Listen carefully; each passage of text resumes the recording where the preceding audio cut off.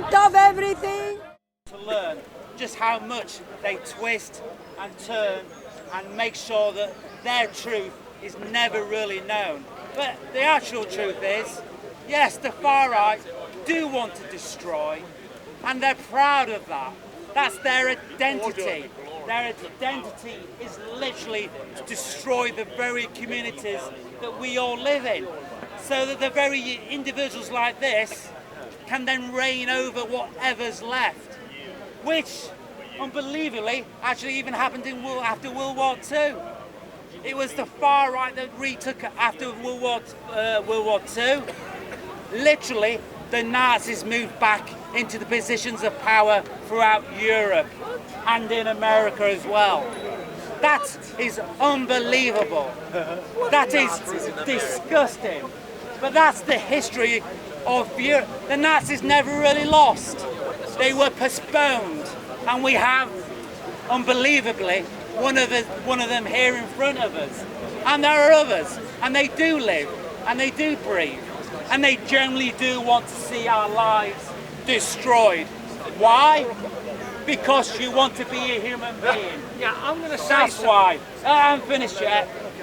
But thank you for your enthusiasm and passion. I appreciate that. I'm going to say one thing. As a Christian, Christianity. Wait for him to finish. Wait for him to finish. I'm not going to be much longer. And then you're next. Yeah, 1, 2. So yes,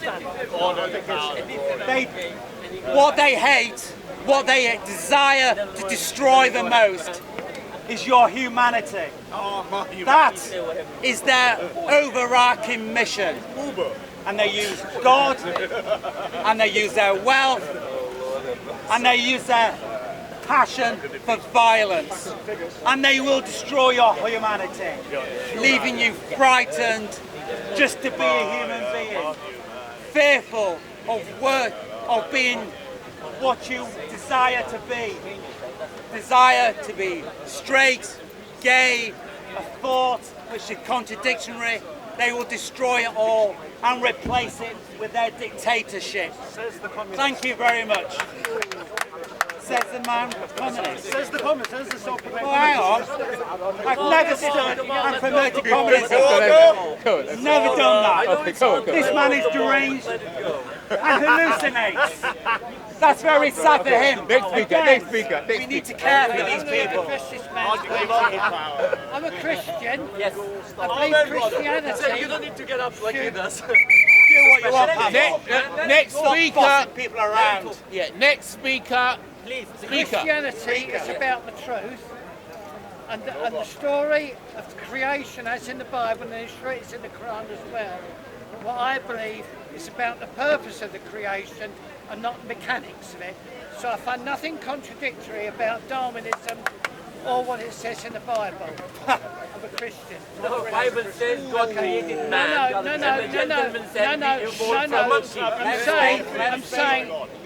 What I'm saying is it explains the purpose. It explains the purpose of the creation, not the mechanics of it. Now I spoke to an Islamic cleric about 3 or 4 years ago. Okay. On a job that I was doing. No, I listened to anyone. I listened to Richard Dawkins, I listened to Muslims, I listened to anybody.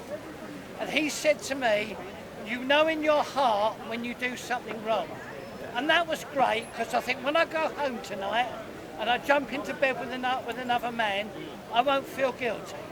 I'm not committing a sin. Good on you, mate. Good on you. Of course, if you were in Afghanistan, they would have a different opinion. Maybe. So I would have, but everyone here, I feel like we're being torn between two groups. So there's one man who said we should have the Sikh and that should be okay. People see me like right wing or whatever. I think both are bad, because both the idea of the symbol is what it rallies around. So some people say that this is a symbol of the far right. That's the far left. Okay, and that being the far left. Actually, that is a symbol towards Hitler, or towards fascism of his branding. Yeah. Okay, so you can have a far right symbol, but that's a sig power towards Hitler and Nazism. True, but that's saying that everyone here can say it's a bad idea, and therefore we don't want. Equally, people who do like the revolutionary sign of the communists. All the time. Right, okay, all the time, and then they get applauded. But they're doing something that literally killed millions of people. In fact, it's like 100 million people under the communist rule versus what is it? How many? It's like 10 million people, 10 million people under fascist rule, or in the war, roughly. So the idea that one is okay and one is not is silly. We need to understand that both are ideas or symbolisms that we should reject. We should say actually there are problems there. But instead we have to like this guy, we celebrate this notion of that because they try and caricature everyone who's a right-wing nation as this guy who's got the sick house should be okay, which people go, no, that's stupid. Also, the idea of the right-wing narrative of right versus left-wing, I feel like most people are more centrist than they are right-wing, to be fair, or they are left-wing. Most people they look at things situationally, so you may be like, oh, I'm right-wing, but I like the NHS because I like free healthcare. And what we're getting into now is a conversation of, because one guy has an extreme idea, and one guy, maybe not an extreme idea, but I'm going to use you as an example, as an image, a caricature, whatever, okay? One guy may have another extreme idea, and then we try and align with both of them, as opposed to going, well, hold on, I agree with what you say here, and I agree with what you say here, but I don't agree with what you say here, I don't agree with what you say here, and make our minds up for ourselves, and then voting and acting based on those actions. Instead we go, I'm going to unite under this general symbol of a fist or a hand, because reasons. Because there's one thing that I like. I'm anti-abortion, so therefore I'm going to be a fascist, or I'm pro-communism, or I'm pro-giving everyone food, so I'm going to be a full-on communist. Right? And that's what they do, instead of thinking for themselves in all different situations. Now, who else wants the book? And the next. Just put it back in there. So this gentleman speaks to a very good point that was already closed in the history of Western thought. When was it closed? It was closed in December 1st, 1949, by one of the greatest thinkers and the Nazis' favorite philosopher, Martin Heidegger. Martin Heidegger said, Dargestellung, which means the framework, in which you take an idea and value the framework of the idea. The problem has been the center of the framework has shifted, so we don't have equal. So this is not equal to that. This is okay, that is not that. If I just did that, but I didn't do this, one side has this difference. And the last 100 years, I see them marching with the sickle Rage and Against the hammer Machine, through Finsbury Trafalgar Park. Square. Rage Against the With Machine. sickle and hammer flags. Left is liar right there. Such Order! when you say they don't know one does that. Order. So, the Dargestellung, the idea in Heidegger's philosophy of the framing of a problem requires the balance, what this gentleman said very well, between both being equal. The last 100 years has seen a tilt towards the progressive left, where you can't be anything but pro-gay right. You can't be anything but this is okay, but this is not okay. Everything is seen as oppression. When I do this symbol, I cannot be a Nazi, and I am a strong supporter of my friends in the IDF and this one Israeli state solution. I support the Jewish people. I do this to draw attention to the fact that, as Heidegger said in Dargestellung, that you have got a lopsided world, and when you have a lopsided world, you have conflict. These gentlemen and these people, go to Google, type in Rage Against the Machine, Finsbury Park in London, and you will see 50,000 people going do. If I had 50,000 people doing this, you'd be calling the police. But this is okay. Fight the power, fight the power, fight the power. Rage Against the Machine, Rage Against the Machine, Finsbury Park. All of them going, yes, yes, yes, but if I do this, that's wrong. And that is what Heidegger meant. And in December 1, 1949, read Western thought, educate yourself, and learn both. God bless Martin Heidegger. Good egg. All right, guys. I don't know if all of you know about this. I don't know if all of you know about this, but this jest began with the Romans, with the Roman Empire. That's a lie. No, it's not a lie. No, it's It's not a lie. made It's not a up myth. in the It's not a 1800s. myth. Thank you. It's how they would salute each other. Like, for example, the legionnaire would salute the centurion would salute the emperor, always like this, Eve. It all depends on the age and on the usage of the jest. The jest itself doesn't have a lot of meaning by itself, but what is it applied to? What is it associated to. When it was associated to Rome, it didn't have the same kind of meaning when it started being associated to Nazi Germany. Now, I think we should have that in mind when we speak about jazz, about this, because this, it's true, it can be confused for many things. It's not necessarily this or this or this, it can be many things. Now, this is usually either with Nazis or with ancient Rome. Nowadays, usually with the Nazis. Or Ralph. But, yeah, or Ralph. Or Ralph. But look, I could speak a lot about different points. Just speak about it. The swastika also existed way before the Nazis, by the way. It was a symbol that existed for a long time. Yeah, it's also a Buddhist symbol, but it also existed in Europe. It meant movement forward, like the movement forward. Now, what I wanted to actually address wasn't about what he said or what he said, whatever. What I wanted to address was about the question I made that nobody answered. I want to know what it means for the people who are sitting here for a nation to be great. I think that's a good way to move with this conversation. What does it Go on mean? then, what makes something great? What makes you want to hear my opinion? You start. Okay, I can give you my opinion first. Yeah, go. Okay. If we're talking, for example, about a nation or a country or an empire, what makes that empire great is the relation between cost and reward.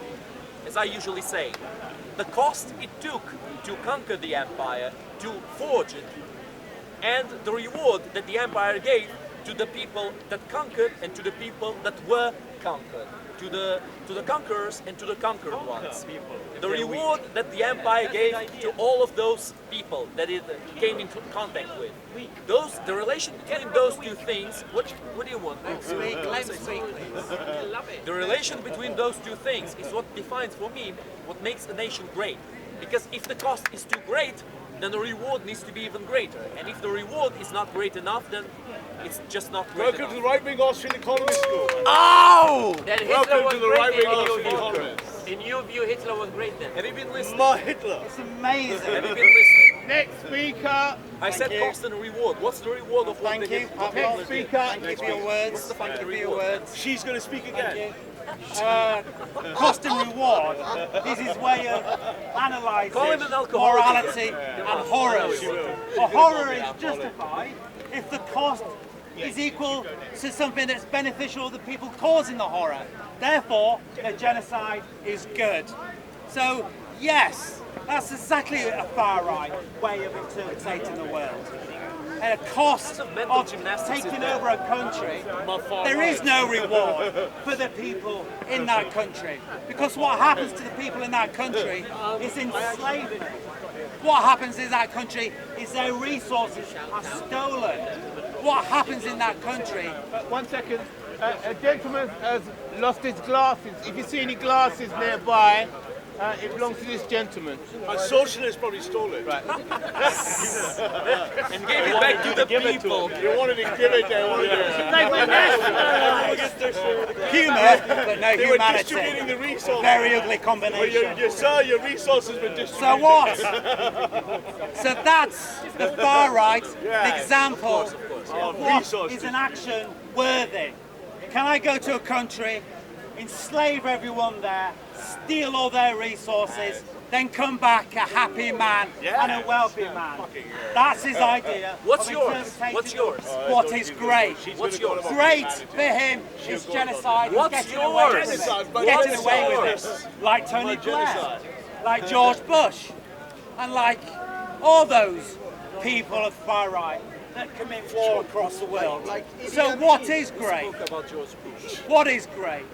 What is great? You tell the me. value Robert of a human that's respected not only within the community but within law, within a constitution that respects that individual to be the man, woman or whatever they desire to be within a community. In law, not just in whim or just given slightly just to appease people, but in actual law where people go to prison when people like that commit across this Why world use 5 their words when you can use genocide 50? for their glorification of wealth over humanity. Give us Thank an you. example. Give us an example. And the women and the liberal weakness. Okay, guys. Okay, I've got an opinion, not speak, I've got a question. Question. Now, the last few years, I think it's been really obvious there's a really big debate between left and right. And it's almost like a little microcosm here. You're literally on my right, literally on my left, right views, left views. Right-hand side of the phone. Now, this is just throwing in a question just to stir it up a bit. Do the right deal with facts and figures and logic? Do the left deal with emotions? Is that something you all find? Yeah, you see emotions. I agree. Is that something you can debate? So, I think there's also a bit of a mischaracterization as well. Be careful. So, before I come on to what you said, is that I feel like when people say far right, they always think of a very authoritarian far right, and then when people say far left, we always think of we're talking about a very authoritarian far left. So when people, but really what everyone doesn't like is authoritarianism, regardless of if it's left or right. No, I do. Okay, you like authoritarianism? I devoted to it. Okay, then you do you. But when it comes to like the general population, we don't like being told what to do so strictly.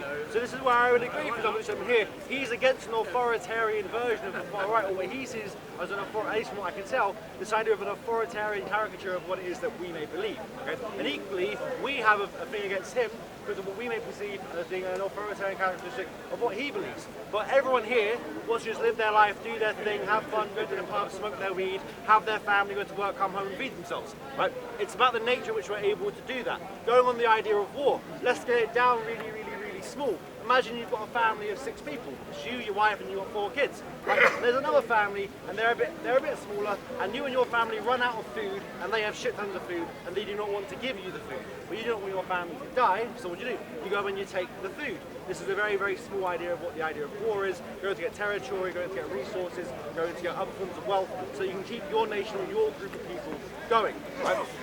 It is in the act of doing this that we form many things, like the idea of a strong or a weak nation, like the idea of we've taken their resources to fulfill our needs as a group over here. And people saying, oh, this is objectively bad because it hurts these guys, they don't understand that there is a need for that stuff to happen over here. And maybe, yes, we could have this magical world where we never run out of resources over here, or we never overuse our resources here. But at the end of the day, as you all know, resources are finite. And not that I'm necessarily saying that I agree with war, I think war is good. But if you run out of food, if you run out of oil, or if you run out of something that you really, really need for your peoples, and you have to go and get it from somewhere, well, the act of going and getting it, outside of just going with loads of money, you don't necessarily have the money, you have to take it. And that is what's happening. People are campaigning against that as a notion because of some objective thing, without realising the harm that would happen if you didn't do it in the first place. And going on to the idea of facts and figures versus emotions, I feel like it's both. Both sides select and pick their facts to prove their point, but what people on the right would tend to do is they would say, well, your emotion isn't an argument, it's just how you feel. But your facts and things do this. Whereas what the left would say would be that, well, your facts and these things lead to the oppression or the harm of these people, which make them feel a certain way, therefore it's bad. So both do try and use facts and figures to justify their perspective, but one would have their perspective with an emotional side, whereas one is like, well, what is the cost benefit or what is the gain of doing so? That's what I can tell at least. Who wants to go next? So let me explain here, because no one seems to understand what I mean when I say far right. People come up to me and say, oh, are you very right wing? And my usual standard response is, how dare you call me far right? I'm much further right than that. And then they freak out because they don't understand, because they're not well read, typical of the left. So what do we mean by right and far right? Well, let's give you some simple terms. When if I took an average person and said, what is right wing? They say conservative. And then they're just a little uncomfortable. When I probe them further and say, what's more far right than that? They'll say, fascist! And I say, gosh, I'm much further right than that. Then about 90% of them fall off the curve because they don't know what's next and further right than a fascist.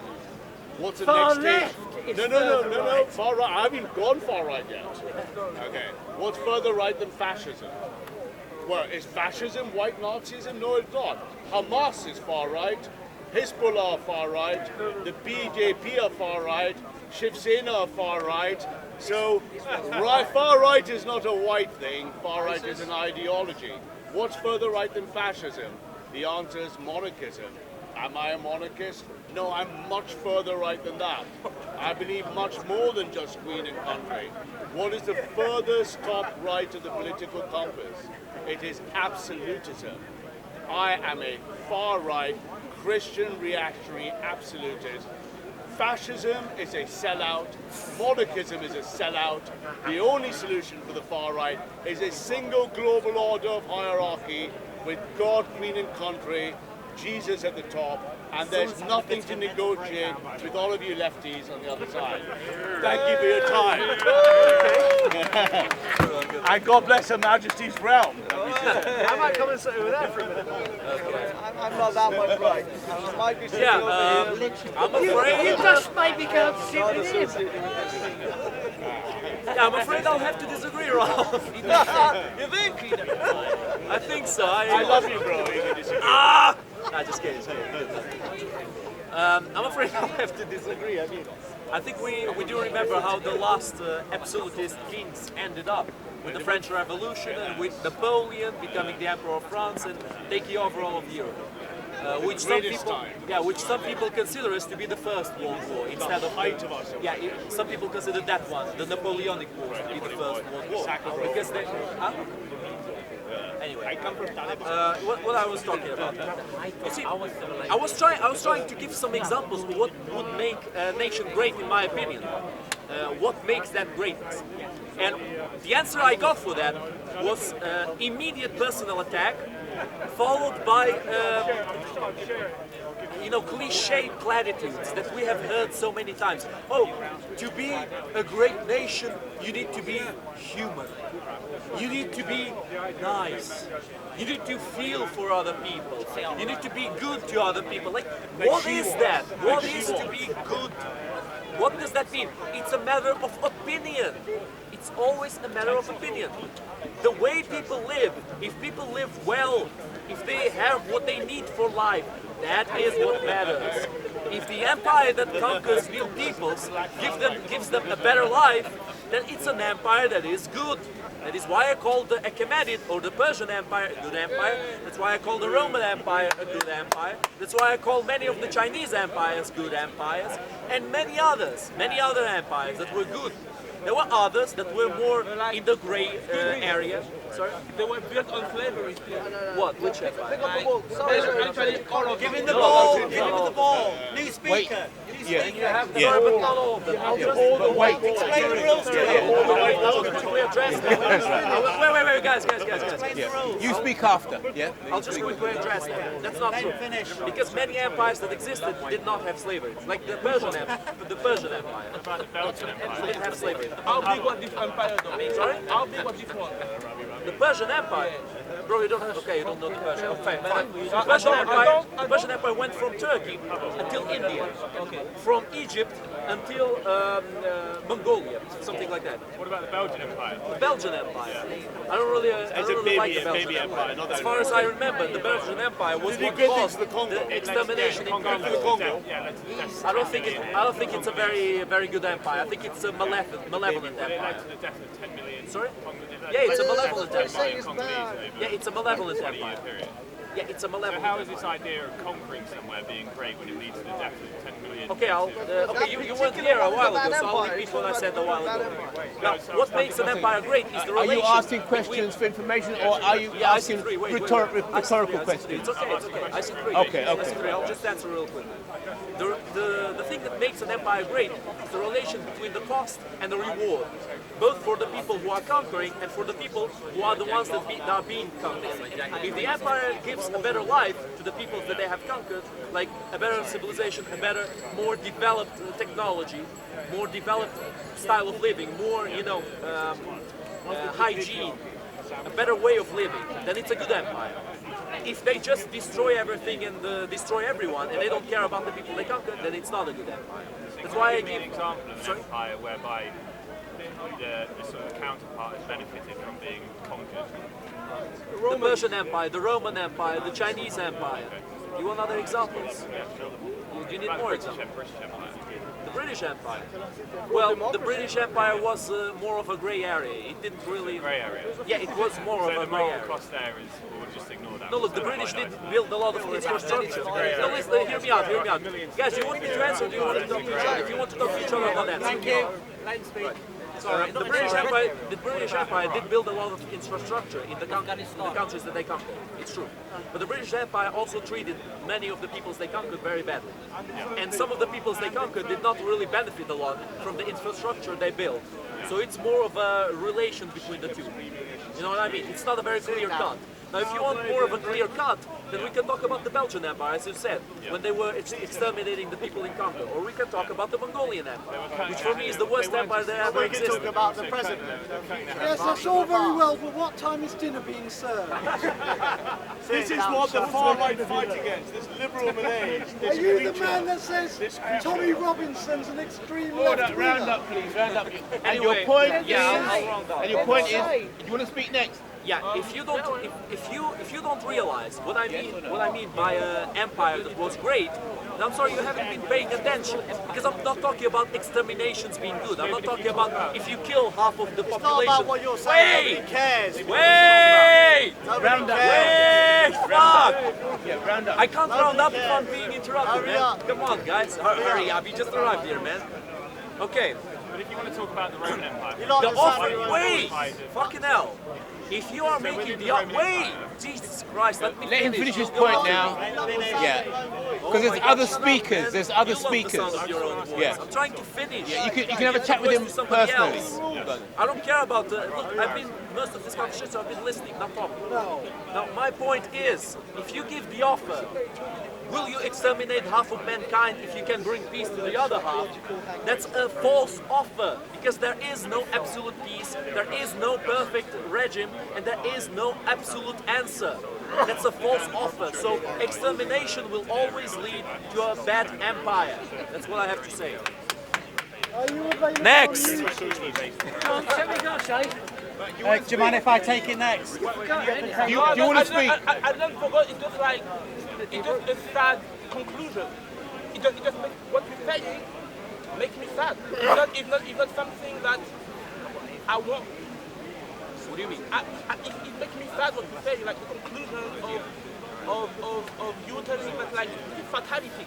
What's the that? You're talking about the fatality outcome that like makes us all fighting each other, and like I'm trying to find a gap in between that makes everyone satisfied in a better way. Because like what you're saying, but like okay, but like what you're saying is a fatality. It makes everybody sad. I think. What so. is the fatality? I think the fatality is you saying that like that like we cannot do better than what you are doing right now. No, I didn't say that. That's what you say. Oh, Actually, yes, you did. that's what you're Don't saying. worry about what he says. That's what Don't you're worry saying. about what he says. That's what you're saying. Like, Listen, we what cannot he do says better. is We cannot do irrelevant. better. What you We say. cannot do Let's better. just sort That's this what out you are with the doing right facts. now. That is making me. That is making me sad. Sure. That's sad. Okay. That is sad truth. Fight or That's it. dinner? All right. That's my point. All right. Oh, you want to speak? Yeah, you speak first. Could you pass the iPhone? New guys? speaker. New speaker, everyone. New speaker. Really, I just kind of want to go over what you said before, like the fact that you said that if Speak we, up. sorry, if we killed half the population and then allowed it to continue, nothing will be solved. And I agree with that completely. 100%. Well, your population problem would be solved. Mate, sit down, speak. If you don't want to leave. Oh, is this your chair? No, it's his chair. Mr. Speaker, tell him to fuck off. Who's he telling me to sit down and speak? Let the new speaker speak, He please. wants to take over as a communist dictator here. Let this man speak. Yeah.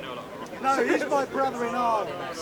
Okay, but I'm sorry, I definitely agree with that conclusion. But I feel like at the moment we've moved towards either believing that an empire is great if it kind of pushes technological advancement, which I think is what you're kind of saying. Like you progress a large amount technologically. Some people get a lot of more economic value. Yeah, but I said that it needs to share that development with the people's economy. No. That's one of the main things. Just say what you're going to say, because otherwise he's going to say. Just say what you got to say. But I feel like you can look at it. It is a lot more touchy-feely, but the idea of spirituality and the kind of group ethos that comes together in a community.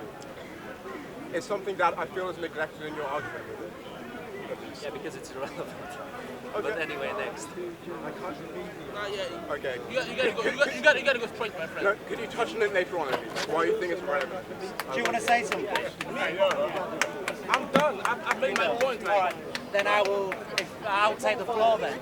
Next speaker, is that you? Speak up. Right, and then, Next subject. or would you like to give it up to this new Yes, speaker? definitely. He hasn't Absolutely. spoken yet. I'll give the floor to our new speaker. I was just trying to raise why his discussion about the positives of empire, and I think you've absolutely missed some key points about imperialism, the wickedness of imperialism. And just one point about the British Empire.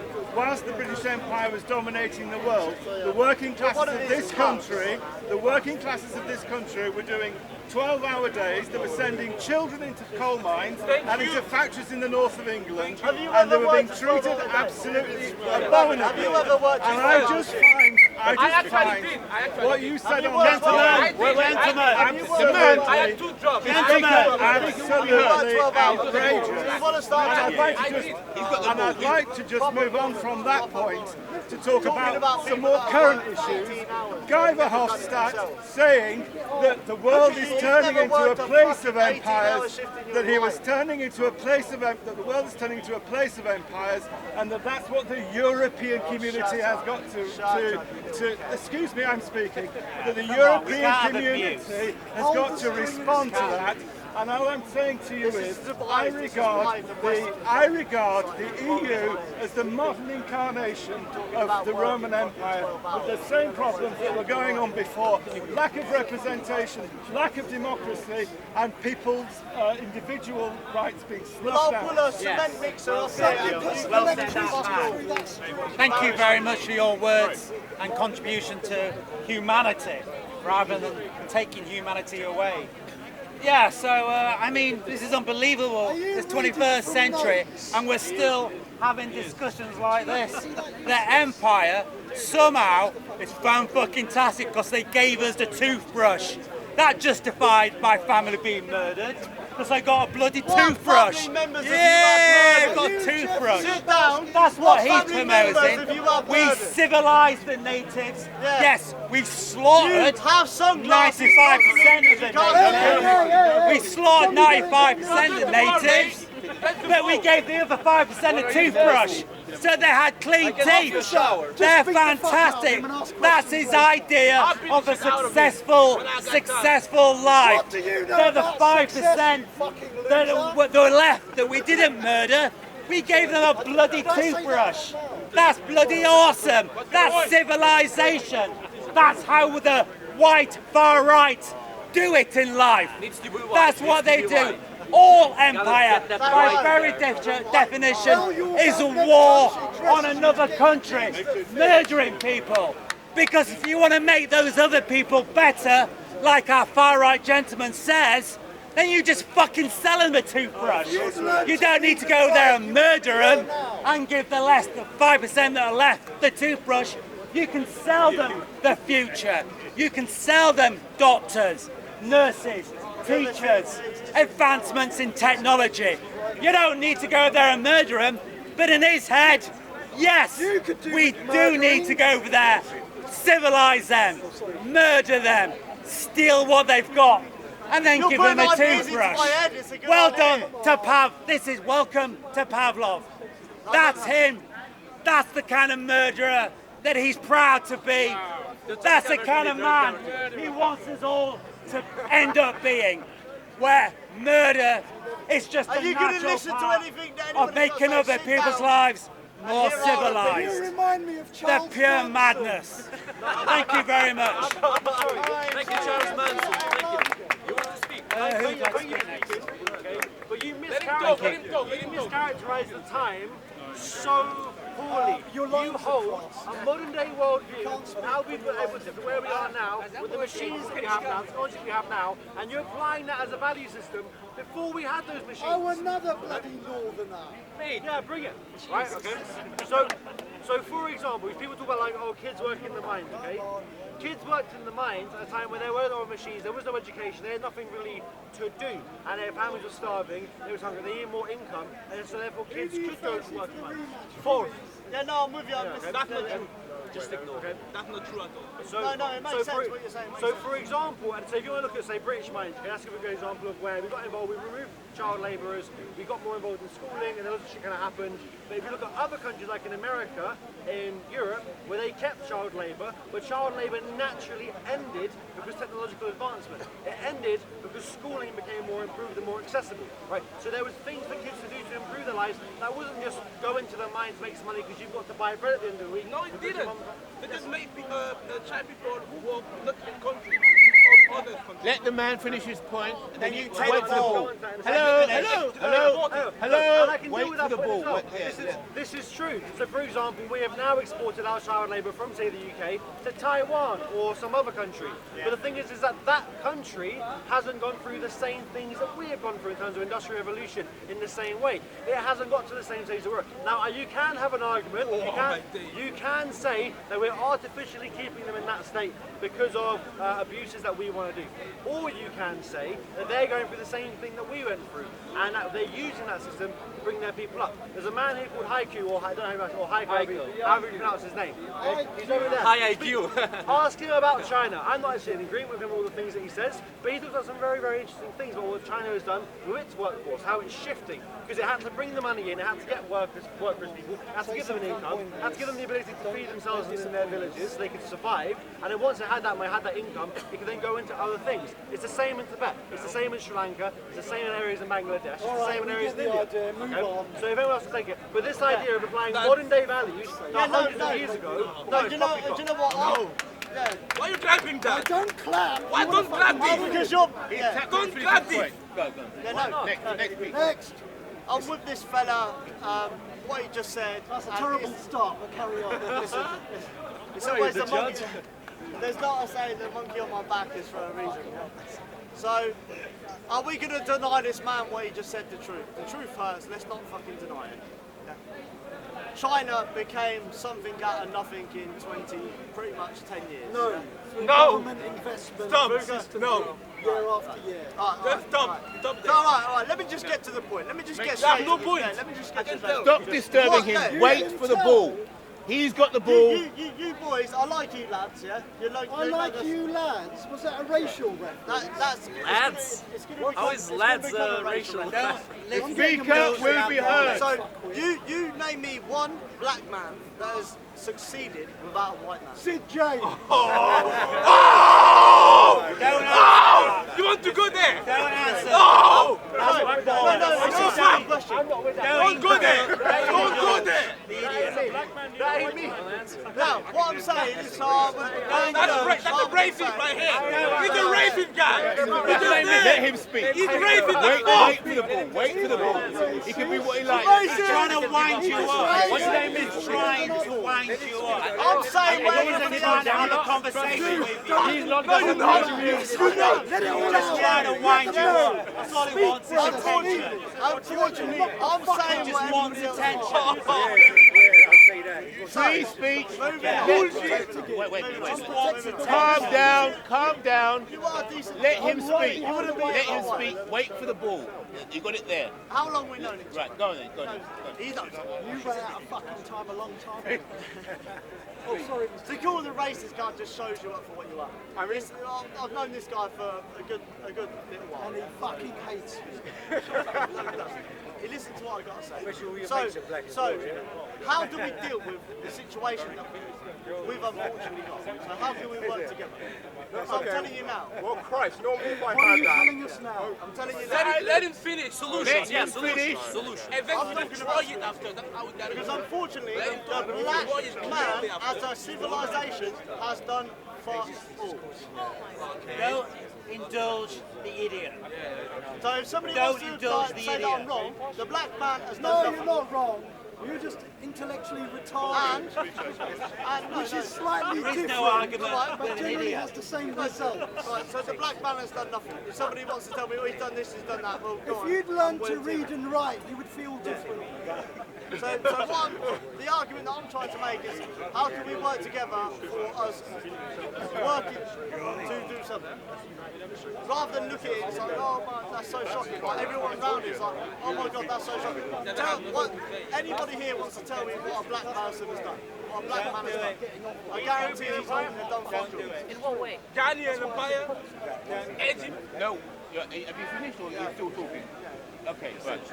Next speaker. Oh no, let him keep digging the hole. I'm not digging a hole. I go back home. It's not a problem. The thing is... No, you're not holding the string. Shut the fuck up, you racist. No, I haven't. No, it's not about leaving me alone. So... You look ever more like a trans like. Let me finish. You are finished. Fuck off. You are well and truly. Get out of here. Wait for the ball again. Let me finish. This is a white man's country. He just wants attention. That's all he needs. That's all he needs is a human being. Someone tell me that I'm wrong. He just wants attention, like a baby. He is a baby. Don't give the baby The attention. gentleman will be heard. He's American. Why would he be in that? Sit down, Eden. Just sit down. What was America built on?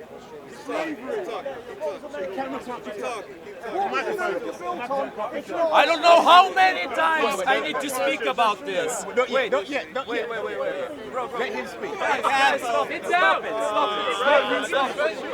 Stop it. Guys, stop it. Are you going to stand with me? Are you serious? The baby needs attention. Don't indulge the baby.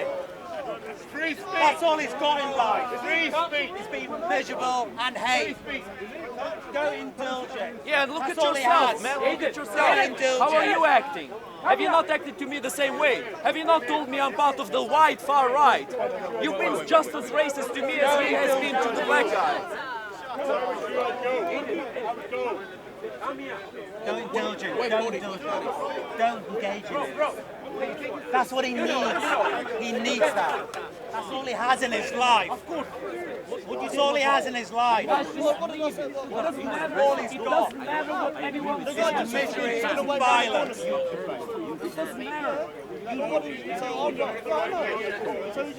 Maybe we should get the police. It doesn't matter what anyone says because words are words. Sit down. Don't fight over them. Jesus. Take a seat. I'm losing my voice now. I'm losing my voice. Take a seat, please. No, wait. I'll finish when I'm standing like this. Finish. All right. Because I'll address what he said and I'll address what's going on here. I don't know how many times I have to address this. I don't know how many times I have to address this. What is it? What did you tell him to sit? When he was standing. No, I won't. He's standing up. Nobody told him to sit. Now I'm going to stand. Now, I don't know how many times I have to address this. I don't know how many times I have to say this. I don't know how many different ways I have to make up to say this to you. Meritocracy is what actually matters. The ones who are the best will rise. Doesn't matter about race, doesn't matter about sex, doesn't matter about any of that shit. If you are good at something, be the best. That's the thing, that's the best way of mankind to rule themselves. If black people are better at something, let them do it. If Jews are better at something, let them do it. If whites are better at something, let them do it. You don't understand this because you live in an imaginary world where everybody is exactly the same. Not everybody is the same. We need to live with these differences. We need to find a way of living in a society together. And your misunderstanding shows me that you will never be able to do this because you are a gate guardian. You are one of these people. You are exactly one of these people who defend this rotten ideology of division between people. Oh, I'm better than you. I am better than you. I'm white. I'm better than you. I'm black. I'm better than you. You're a white racist. You're a black racist. You're whatever. It doesn't matter who you are. It matters what you can become. It matters what you are able of. That is what actually matters. And that is why I speak about empires. No questions. I'm finishing this, and you guys have the rest of the conversation to yourself, because I'm out of voice. I am out of voice now because I'm actually getting pissed now, because I've been going all around. I've been speaking about this many different times, many different ways. Shut the hell up, man. Shut the hell up. You're a fucking racist piece of shit, man. You know that. You're a self-loathing piece of fucking shit. Well done, mate. You're the most self-loathing person I've ever seen here. If you were able, you would castrate yourself because of white privilege. Where's Cut Pavlov? I am finishing this. I'm finishing my speech. I'm just finishing my speech. Finishing his hate speech. Hate speech, of course. Get triggered. Call the police on me. Call the police on me. Come on. Call the police. Call me racist. Call me Nazi. Whatever you want. Now, I tell you, race doesn't matter. And I tell you, gender doesn't matter. You can become some things. It does. There are differences, but they don't define what you are. You need to be able to think beyond those differences. All you see is white races. That's all you see around you. And as I said before, what defines an empire is so the cost of the conquest is not too high. It's so the reward for the people, both the conquerors and the conquered ones, is as high as possible. If an empire abuses another people, then it's not a good empire. That's what I told you so many times. And if you can't listen to this, then I'm sorry, but you are deafing yourself to any words. Pardon? Thank you. Pardon? Here, have a conversation. Oh, no. How about emotional one? It's good to have emotion. Pavlov, you're better. Pavlov. It's good to share emotions to the crowd. Because without emotion... Tell me. Come here. Tell me like a man to a man. Wait for the ball. Without any taunts, without any of these bitch taunts, man, which you love to do so much. This emotional white racist, what the hell is that, Sorry, man? I didn't realise you were too Are you a emotional. fucking man or are you a child? You behave like a man once in your life. Once in your life, behave like a man. Come on. What about when the empire oppressed The only reason that you can behave this way to me is because you know that I'm not violent and I will not hit you. He's not violent, everyone. But abusive, but not violent. Right. Next speaker. Leave Pavlov alone. I need my bag. question. No, he said no. Leave him. Make your point. Sorry. No, it's a Emotional very- one. I didn't realise you were so... It's great to be in touch with your feminine attitude. It does. Very good. Can't order. Is she kicking off? Next speaker.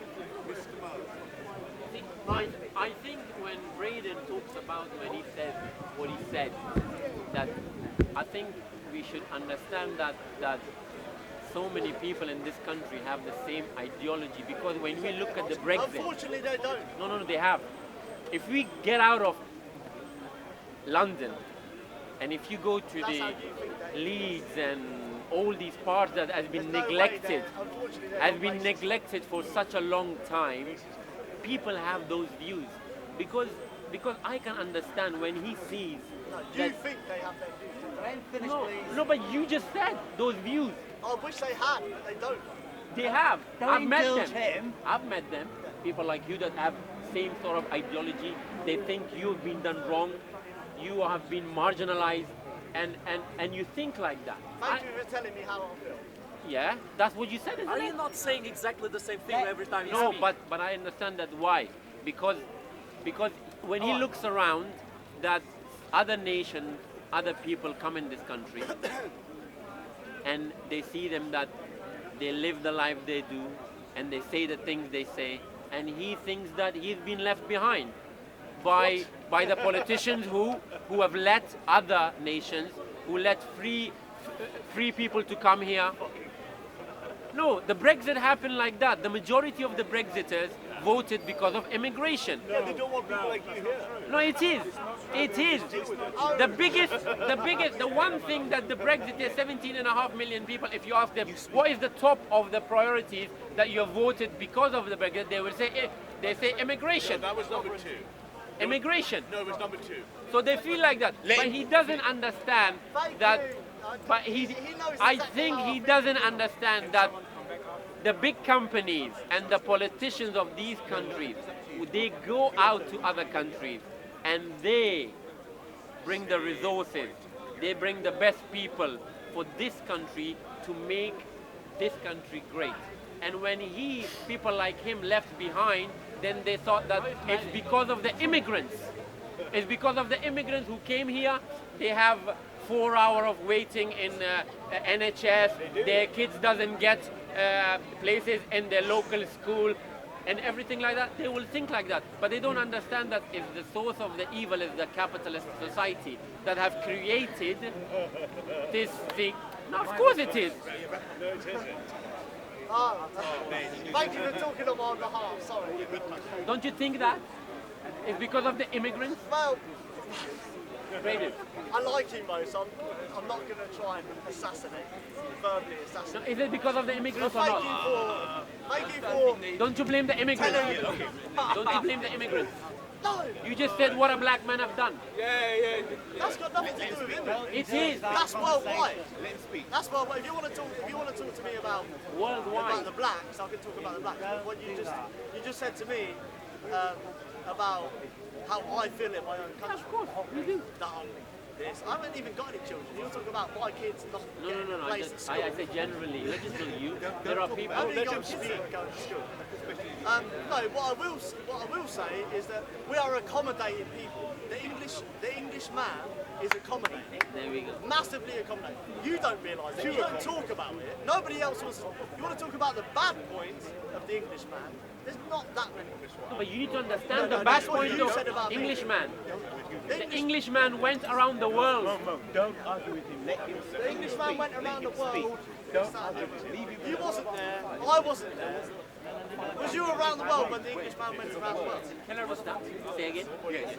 So what is your contentions? Tell me your contentions. My contentions are that what frustrates me is that this is not that I agree with it, but London is an absolute multicultural society. Yeah. Whether I like it or not, Yeah. it's full of all different. I'm a minority in this city. That's This what I is it. said. No, I don't care what you say, but it's the truth. Yeah. How does You want to point out the fucking truth and like get paid for it. London is a minority English city. Yeah. Okay. Yeah? It's fallen. Okay. Is that statistically proven? So why is that? It's not. So why is that? Because we are accommodating people. We accept people. Why? There's more white Why? people in London than Why? Because we have love. No. No, but tell me. You don't have a choice. You learn to control your tongue. So we go around and control other nations, yet we don't have a choice over our own. Then don't go to other nations. We don't. So we go go to other nations. No, so we go around You don't. and dominate other cultures. Yeah, we don't have a choice in our own culture being dominated. That's the fact. You're so backwards, you're so honestly ill-informed. Your societies, and I'm talking about many people around it, your societies have not developed because you are not like us. You adopt being like us. Your society. Name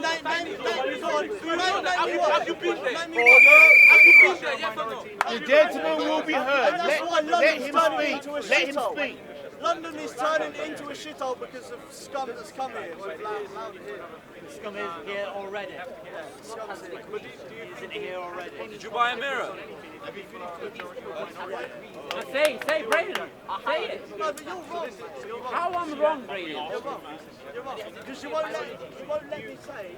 You're not interested in what I'm saying. Next speaker. You're just pulling off your. Yeah, okay, we've heard you. Next speaker. We thank you very much. We had a notion not so long ago that anybody can rise to the top if they put just the effort in. But how can you put the effort in when you're in a slum, when your landlord is rising your rent at all times, when the banker is actually stealing your money through their so-called recessions, which are actually economic rape of your community? And how can you ascend to greatness when you don't get the education?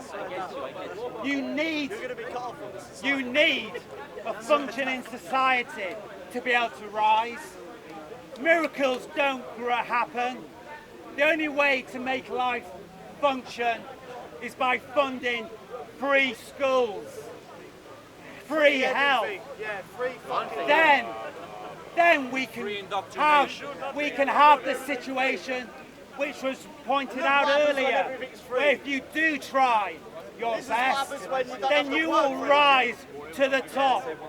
But if you're put in a pit and forced to live in a pit for your entire life by the people at the top, then that is your life and your family's life forever. And if you're because forced if to take that responsibility, doesn't, that needs to change. And the way you change that is by making sure that everybody in society does have that great chance that this other speaker spoke of earlier. Because that is the way society should be.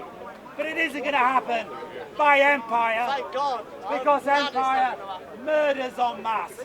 They are the people on top pushing you into that pit after they've just gassed you. Because that's exactly what they do, and that's exactly how they generate their wealth. Not from your hard work, but from the enslavement of you and all that you do. In a society that generally wants everybody to rise, in a society that generally want that, then you need to give everybody the legal rights and representation in law. That's sincerity, that's honesty of a statement. It's not just saying any clip thing just to impress the crowd. Thank you very much, everyone. Thank you. Right. Next speaker. I have just a last word to say. If you so choose, the mental boundaries you put on yourself will become One second. No, Please don't speak because the microphone's picking up other people. No, it doesn't matter. It does matter because the people need to hear. If people don't hear, they won't hear. It doesn't matter.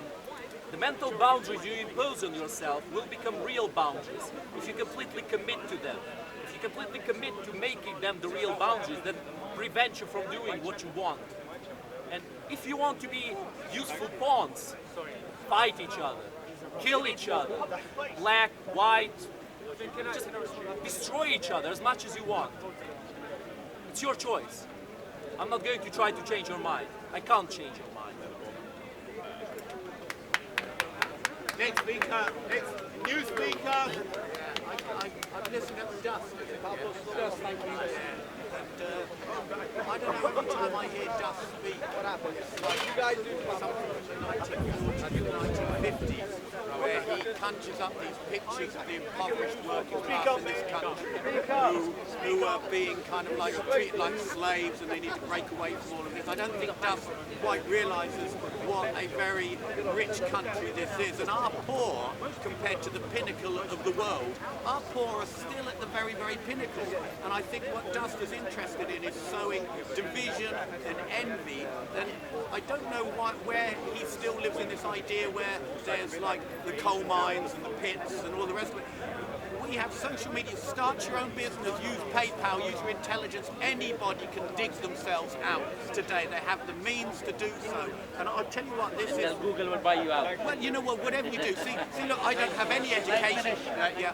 What I do know is if you're prepared to put the hours in, prepared to take a few risks, you can dig yourself out of nearly every circumstance. But I think what suits this man's narrative is to continually paint this picture of envy, because it's not about how little I've got, it's about how much somebody else has.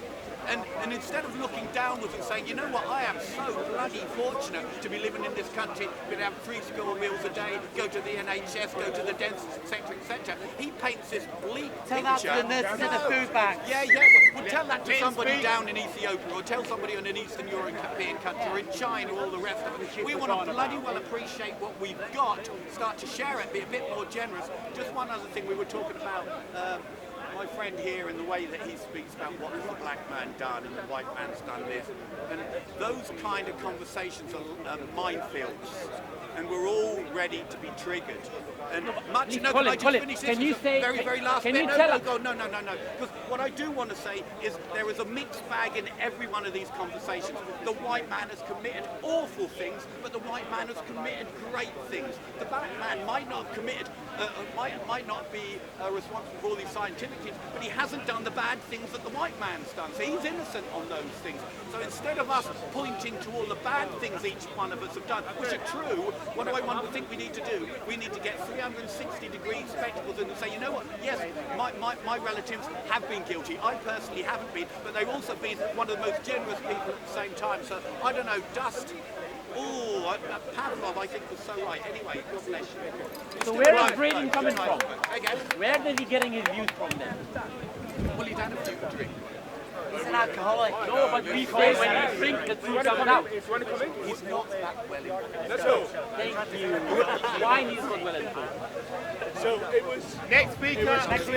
It is clear that Afghani Mo, and when he brings up immigration and he brings up the results, and he repeatedly speaks to a white English person, or someone who works with nationalist movements and nationalist political parties in England and Europe, you do not understand one thing, and it is a very deep message, and you should hear this message and resist it at your own peril. And I'll tell you this message using lines of a very famous poem written by Rudyard Kipling. It was not taught by the state, it was not preached to the crowd. No one spoke it aloud when the English began to hate. And the English have begun to hate. Over here. Pass it to him. You're forgetting that the immigrants built this country. Brother, chill down, please. So, is it my turn? You want to comment? No. I think I'll be quick. So basically, the conversation here is when I asked the gentleman next to me what his contentions were, he said that he feels like that in his own country, an invasion is taking place, almost the way he was describing it, right? That he's losing power. That how come that in London, in terms of race, he becomes a minority. We actually checked the. I just asked my friend over here to check the statistics, and till this day in London, the biggest majority as a homogeneous group are still white people. But they're less than 50%. White English people. But they're still the biggest. But they are still the biggest group. Yeah, okay. less than 50%. It's 44%. Yeah, but they're still the biggest group. Data sets backwards. So they're still the biggest group. So that first of all has to be made clear. Then secondly, I don't know why you were trying to deny that immigration played a huge role during the Brexit. Because it's second or first. Huh? Let him speak. You'll speak. Wait for the ball. No. Brexit, immigration has dominated European politics, and so has, well, I would say it has dominated the politics in the West. And it is a thing that people care about, and not everyone who cares about immigration is a racist, okay? Because there are people who live domestic lives who don't have really understanding of what is happening globally, called globalism, and the change that's taking place. But to deny that immigration plays a role in politics is delusional. Who's denying? I agree. You were saying well, when he mentioned that you were denying. No, I say it's not second. You're wrong. Governance is first. What do you mean? Sovereignty. Democracy is No, but I know what the gentleman's saying. is 2% on the government. Let the man finish. That's Continue. So you're saying to me that someone up north in Newcastle cares about sovereignty? Right, that's why Brexit. No, it's immigration. Well, I have the data set. I'm sorry. Well, we can look at the data together. Yeah, I don't think that's true. Next speaker. I wanted to respond directly to something that you said a little while ago, but it's also been brought up here. So basically, is being kind of concerned. I won't say anti. I'm not anti-immigration. Depends on how you define and how that immigration is carried out. I'm not anti it at all. But Is immigration per se, is it racist? No, it's not, as far as I can see. For example, a while, 20 years ago, you could be in a A&E department, in and out within 2 hours. Today, it's over 6 hours. Now, I know that's the fault of the government for not building more hospitals. This is the same with schools. The schools used to be. I remember schools being. I remember when schools were closed down. Nothing to do with the big queue of. I remember when schools were closed down when I was in the early 90s, when there was more than 18 kids. Into the A&E. Sorry. When there was more than 18 kids per class, right? And schools were closed down, or those kids were sent home. Now it's 35, doubled. Now, the technology hasn't changed by way of what that one teacher can provide those kids in the class. Education's going to get diluted. Now, is that immigrants' fault? No.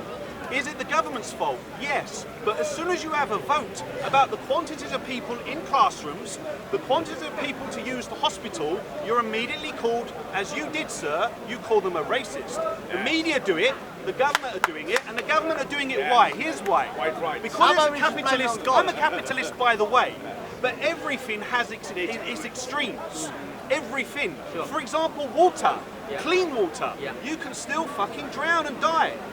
You have to have it in the right quantities. Immigration or whatever is the same thing. So here's the bad. The capitalist society, which shouldn't be. While you was telling me a minute ago to shut up and listen, I won't say shut up and listen, but that's right. The extremes of capitalism, right? So we need to find a balance. The extremes are immigration helps capitalism. It helps greed. Why? Because those people that are wallowing around at £9 an hour jobs, I'm not one of them, but those people that are out there on £8.50 an hour jobs, they can't possibly get any company. They can't push them to pay more out of their bloated profits. It's not like they're not making profits in the first place. You cannot possibly, and here's the crux of what I'm getting at, you cannot possibly argue for more money when there's 200 people in the queue queuing up for your job. 1.5 million. Right? If there's 500 million, whether they're in the EU or they're wherever in Africa or wherever in Asia or wherever in Asia Pacific, doesn't matter where those people are from. If those people, and it's not my fault, even as a white man, it's not my fault. Hold on. It is your fault. And this is the other comment. It's our fault that Africans can't fucking make their own world. So white man, just a man. Just quickly, so I've got to. So here's the second point I wanted to come to. We stop beating around the bush. If we get to the point and we're really going to start helping Africa, then we need to fucking deal with it. So here's why it's not my fault. We need to deal with it properly. I'm saying this out of love, not hate. If I hated them, I wouldn't even think about it. We need to start dealing with Africa. Here's my example, right? I just made to this gentleman, these guys are just talking to here. I'm white. And the blacks have a big dream. Let him make his point. We listen to you. I'm white, and I know the history. It wasn't taught to me in schools, but I like history. I like cosmology, physics, history, all sorts of things. Right? So who told you that? Just hold. I read and documentaries and all the rest of it. But the point. So I'm just trying to point out that I know the disgusting history. But explain to me. My friend, wait a minute. The disgusting history of whites. That's the point I'm getting to. Yeah, I know what the point is. The disgusting history of whites. That's what you're saying. No, it's not. I'm saying the opposite. The disgusting history of whites. Of the past. That's it. Make your point. This is the problem. And your point is. To be quiet, please. Yeah, please. My friend, I'm going to agree with you. Yeah, let him finish his point.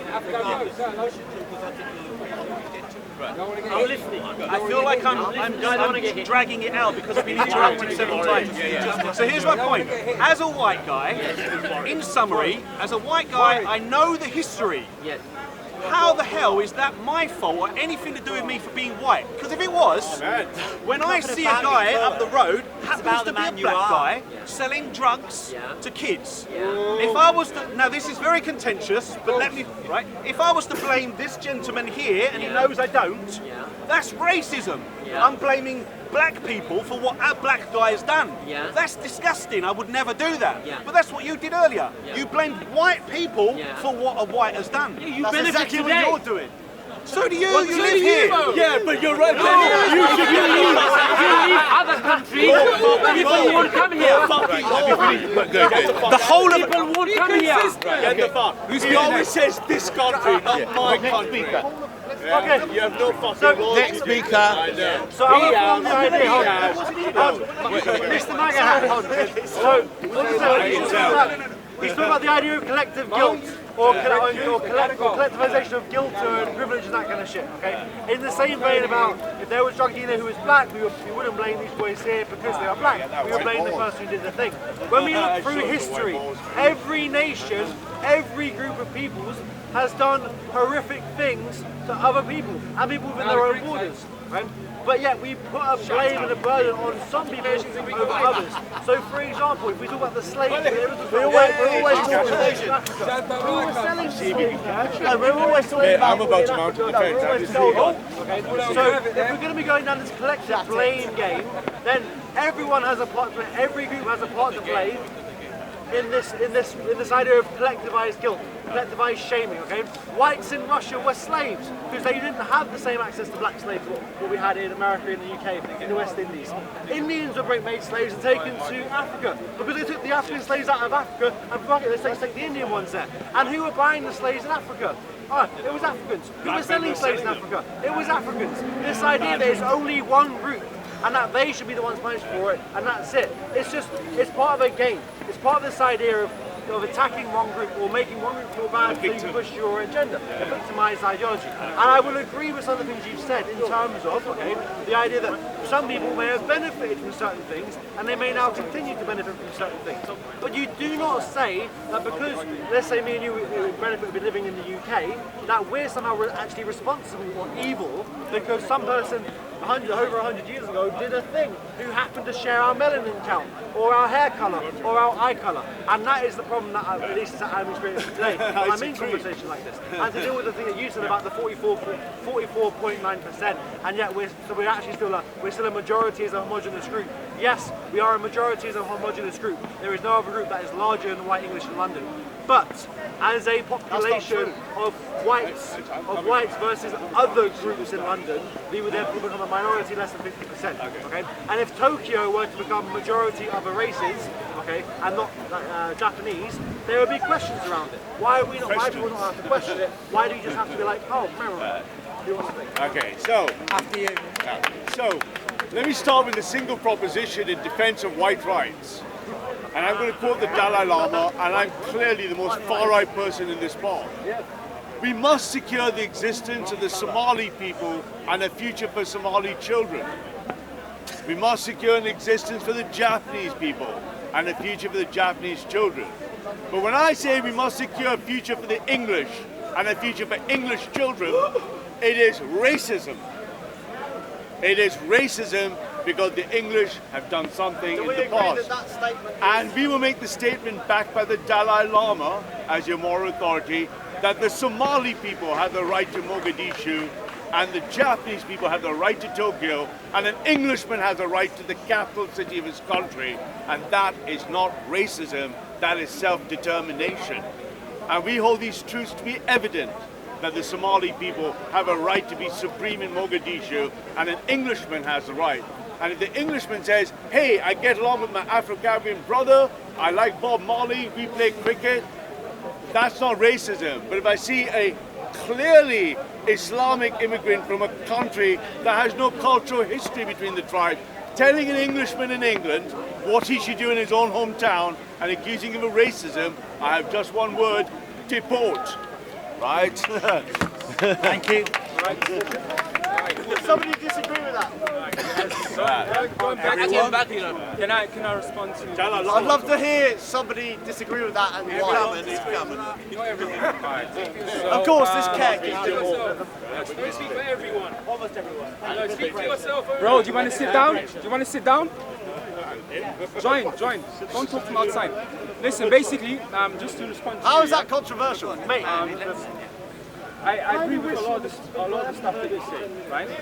And I think that's a bit of a confusion in terms of There's a group of people, okay, diaspora, right? Asians, blacks, guess what? They have that sense that in the past things happened, that imperialism destroyed their countries, and it hasn't really changed the situation as much. Imperialism destroyed them, and then There are after certain imperialism they've done brother, please, come on. We can have a conversation, yeah? We can have a conversation. We can have a conversation. You're lying. You're going. No. If I'm lying, disprove me in a second. Now, you see, because you were saying basically, we're not responsible what our forefathers have done. And I agree with you. You are not. Like legally or historically, you're not responsible for what happened. Morally, you're also not responsible for what happened. But what I'm saying is, you see, when in Germany, when the Jews, we know what happened in Germany, the Holocaust. I hope there's no one here denying that, right? There are still families to this day who are being compensated. That's compensation schemes. If you can prove that your family was in those concentration Blacks camps, deserve compensation. No, I'm not going there. I'm just saying. Africans deserve I compensation. am going there. We're going there, but we're going there intelligently. I'm giving an example that these things happen. It's not so alien for a group of people to demand money or compensation or an apology. The other day, the Belgian government apologized because they were kidnapping babies in Congo. 100 years later, they apologized for that. Now you tell me, in modern history, what nation has done such things? Okay, so let me just... I'm not finished. Then, there's other groups of people. When Haiti, listen, Haiti is an island that was owned by France. When they revolted and they got rid of the French people, via international law, France was able to place a debt on Haiti that they only finished to pay about 5 years ago. But you're telling everyone that the Haitians I'm telling you. Haiti is a great example. I'm telling you, there are groups of people who've been compensated because of what happened in the past. So it's not so alien. If there's people up here saying, well, you know what, you guys... We can understand why they make the claim, yes. Whether it's legitimate or not is something altogether different. No, but the claim was accepted, that's the point. Make your point. The point was accepted. Another speaker. Yeah. No, the point is, this is why there are people who connect the past with the present. How far does the past go back? How far does it go back? As long as you can see the effects of it. As long as you accept it. No, you still see the effects of it. So Thank you for your thoughts and this gentleman's thoughts. Thank you very much. I'm going to...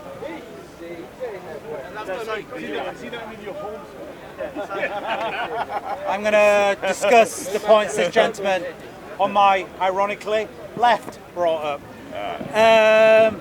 So... Alcoholism. Yes. Okay. And it is a terrible, sad disease. It makes a mess of you. Not as bad as being we all a left-winger. sympathise with you. You can recover. And we all support you. Can you recover Anybody of any colour can be far right. Yeah. Anyone can be this. My brothers-in-law. And it's up to us to be able to identify that not only in others, but in ourselves. Because we can't become the monsters that they want us to become. So we always have to be vigilant, not only with others, but even with ourselves. And one characteristic of the far right, which this gentleman brought up earlier, is that everyone belongs in one little area. This colour belongs here, this religion belongs here, and nowhere else. Do you know why they think this? I'll tell you why they think this. It's because when people don't mix, when people don't learn about other lives and other philosophies and other religions, then you can make that country and that group commit genocide and hatred out of naivety. out of sheer arrogance. Help me. Someone help me with that one. Arrogance. Sheer arrogance. I think we know what I'm failing to say, everyone. That's pure stupidity, because these people want to make sure people and communities are as stupid as they possibly can be. That's why they want you to be in one religion, in one area, one colour, in one area. It's so that they can then breed hatred and despising of people you've never met before.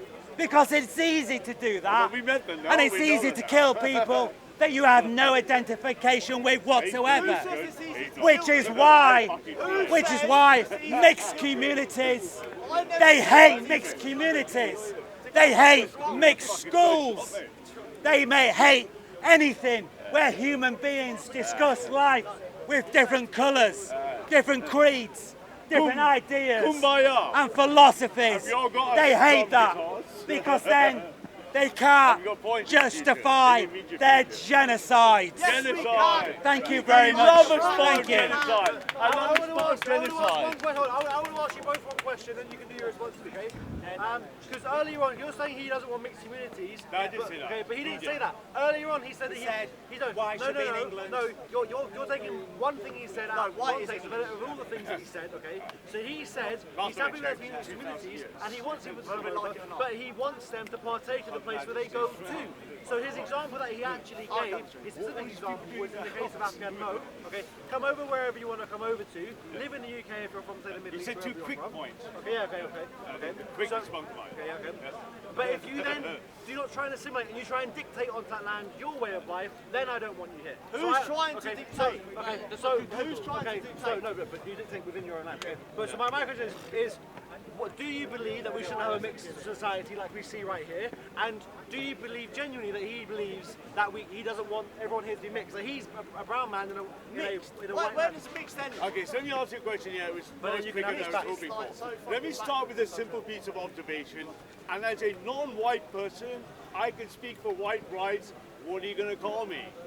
Packy, coconut, fig? I'm not white, right? So I can speak for the British National Party and for white rights. And here's the truth, if you want to listen to the truth. In 1978 at Harvard, a very economist created a seminal piece of economics, mathematics.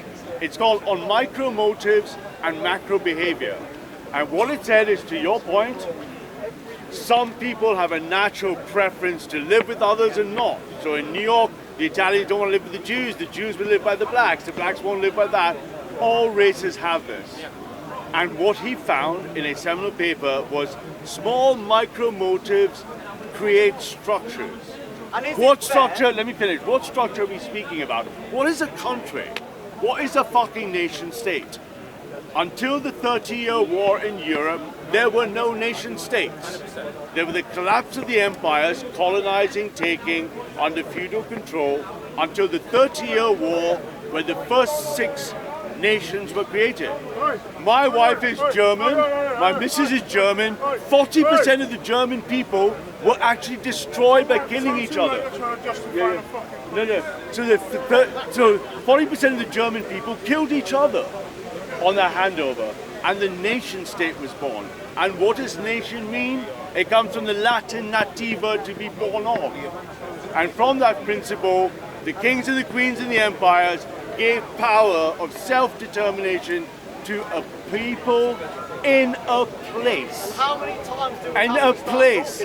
And those nation states, for all nations, gave you what you call as my rights.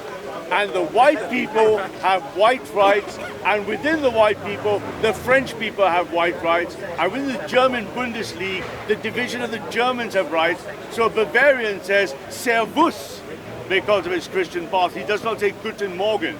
And to go to Bavaria and tell a Bavarian that a Somalian has a right to let an Indian in is not the definition of a nation. If you're saying, as the left say, if you're saying any country, if you're saying we have said people cannot live in a place and that the birthright of this place is not placed above yours and mine, and I speak for the far right, if I can't say the truth that his rights are greater than yours here, it doesn't mean he wants to kill you. You are destroying the principle of sovereignty. It does not make sense. He just Yes, talked about and this is the nation state. He just talked. He just talked. Excuse me. New speaker.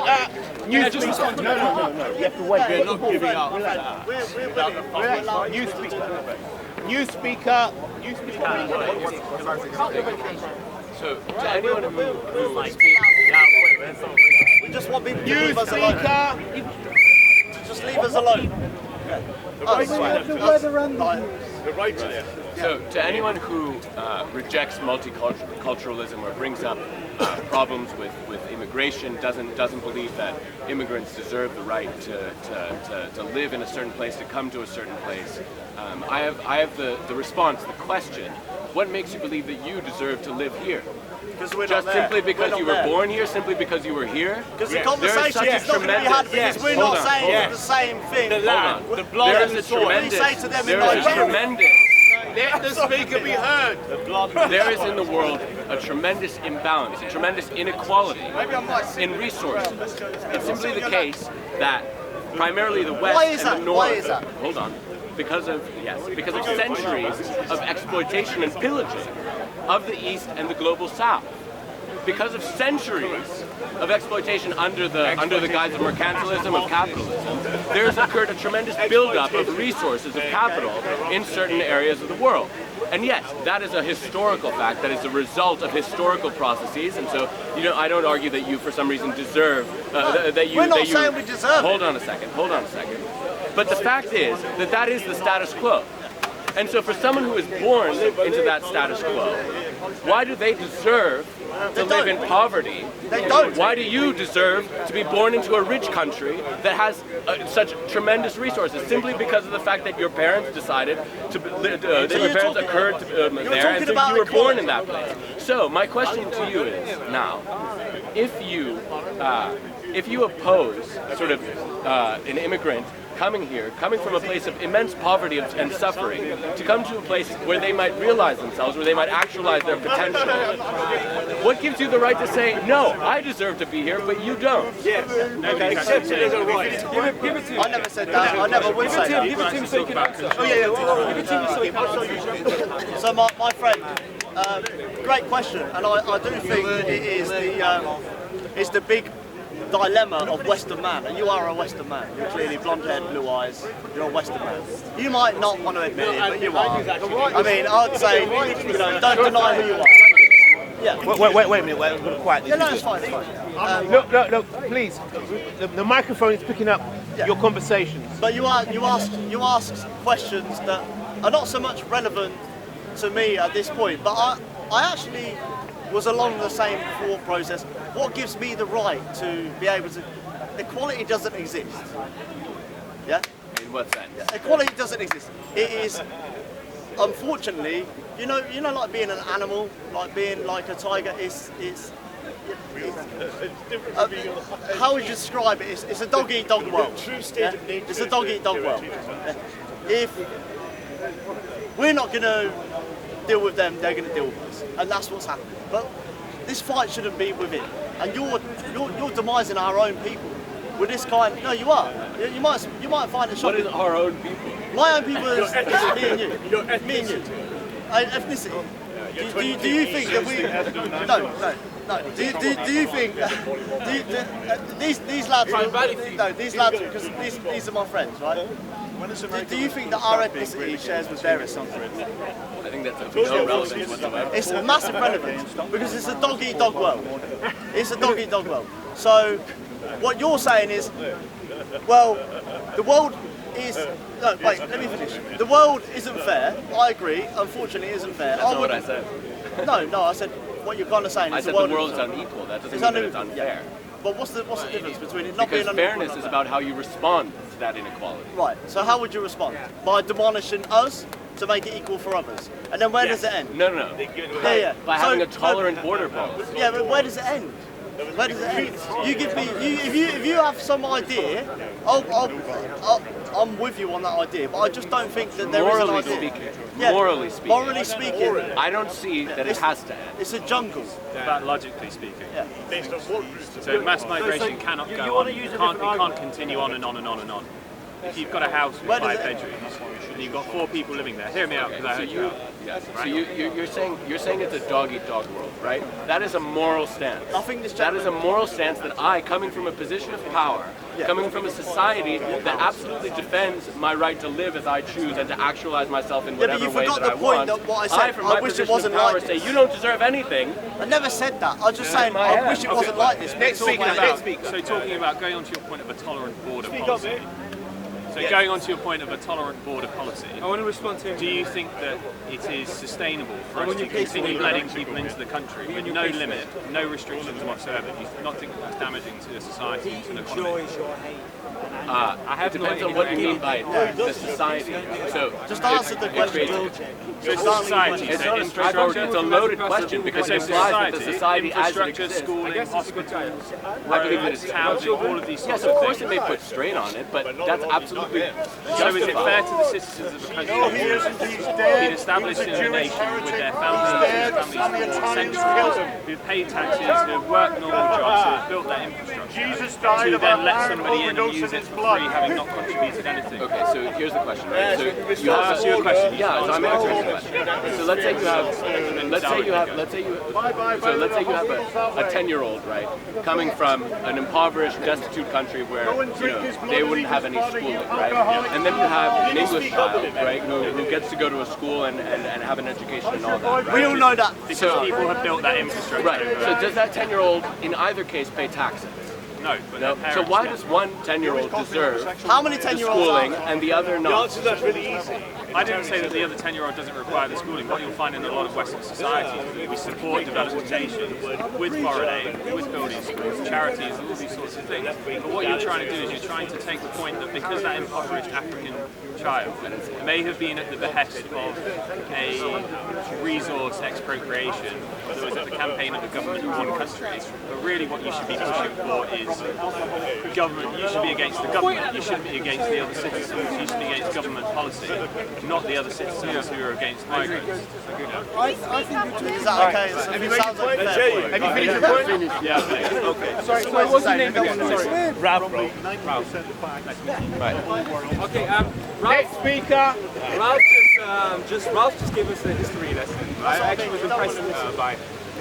He talked about the formation of nation states, and then he talked about the fragmentation of like royals, and then in turn how the perception of a person that belongs to the Dutch or and then you spoke self-determining. Yeah, but you see, that's all fine because that's historic. But in a modern state that we live in, I am a European citizen, right? Where are you from? What's your background from? I was raised in Germany, so I understand. No, that's why my question. Yeah, but you are. What did you just ask me? Where are you from? DRC. My country. Yeah, oh, DRC. Sorry, I thought you said where you like. But would you also say you're of African descent? Bro, I'm not going to deny it. Everyone knows that I'm African here, no? So, do I look Russian? You're saying you're a European, but also I'm of African descent. No, because I said I'm a European citizen, and you asked me. That's not what I'm asking you. Anyway, in a modern nation state, as a citizen, because you said, I would. Hey, listen, buddy, come on, let's chill. No, race is cool. You need to chill. We listen to you too, no? You've got the ball. Relax. You're coming soon. You talk. So you said just a minute ago. You said I would defend white rights, and I would, in fact, push even further that a white person has more rights. You did say that. In this, yeah. Right. Now the question is, as a citizen in a modern state, historically, that how is that going to work? How is that even?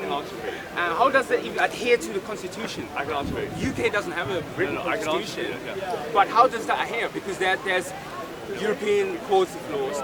There's laws against such discrimination. So what you are saying is incorrect. Okay. So you know, if you talk about a nation state, then you're talking about fascism. No. Oh, no, I'm much further right than fascists. I'm not talking about fascism.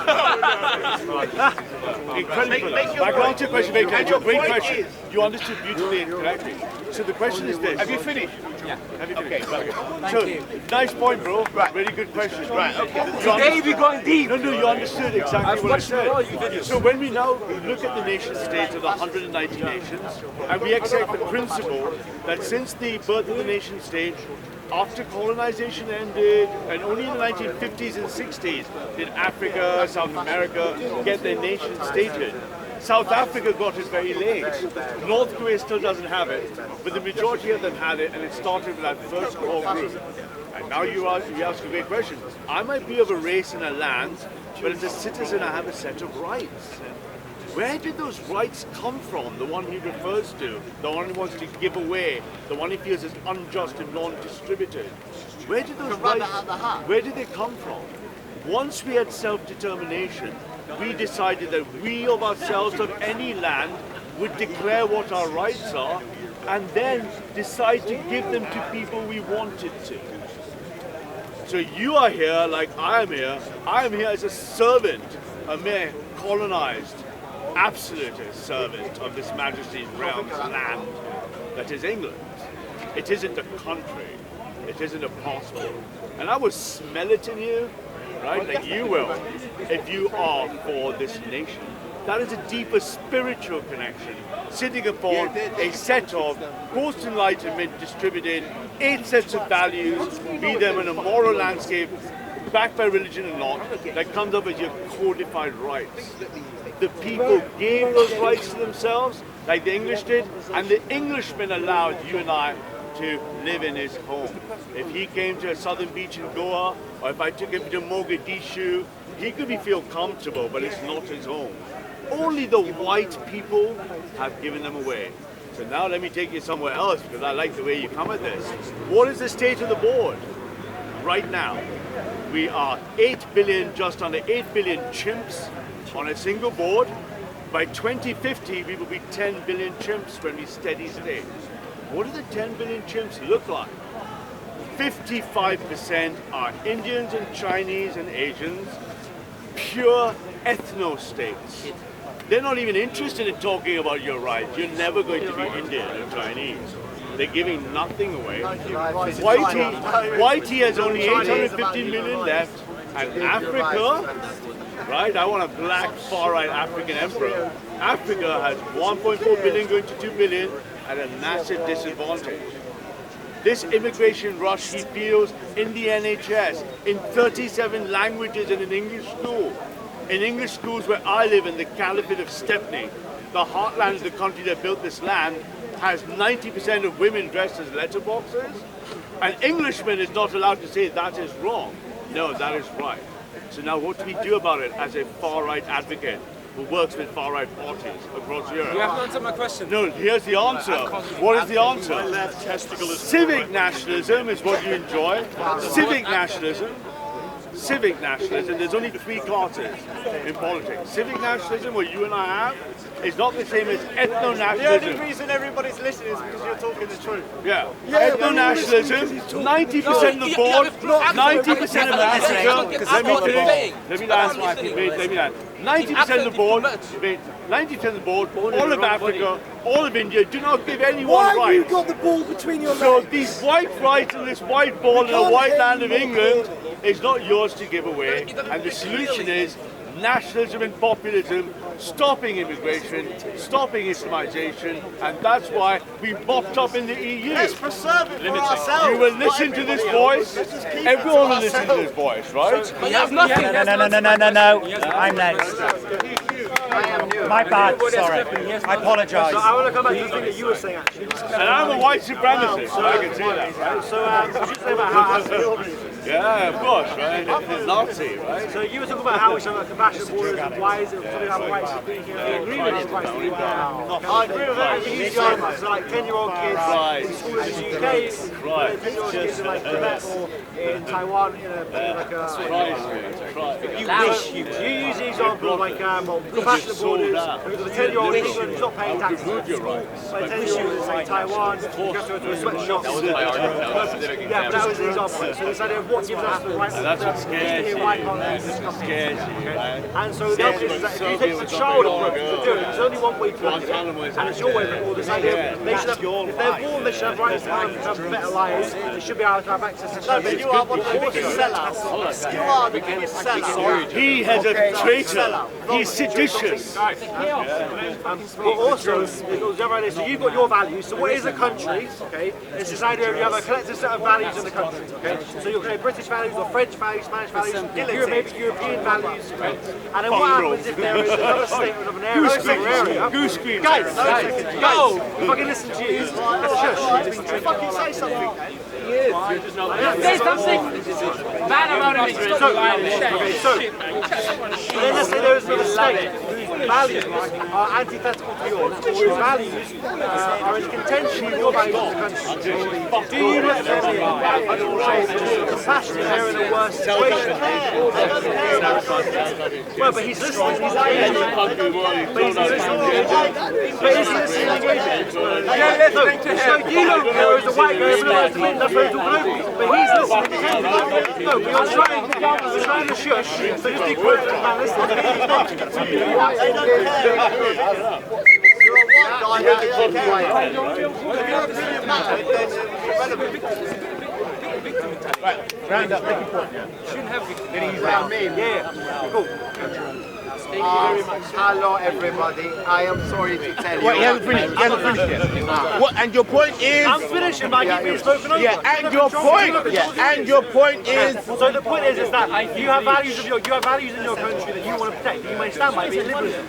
You can't then import on mass people from other value systems that contradict those things and expect them not to affect your value system. Right? So you're making your standpoint is you must help this as a franchise, whereas his point, or people of his or my viewpoint is if you're bringing them in, but then they go against the values that you actually claim to hold to, that is a problem. Right, and that's essentially the disconnect between the two conversations. Thank you very much. Sorry, what? I thought we were from the same country. No? Hi everybody, I am sorry to tell you, I disagree with you completely. You are completely, but still you're not my enemy. Because I feel sorry for you. Because as a humanist, I believe. Go back to the history. Everyone's equal. Go back to history. As I believe in evolution, we are all Homo sapiens, and we are all related. Hold on. And you go back to the history, and they were before European. They used to live in ice age, in caves, while southern men. Let me just southern human being, where civilization started.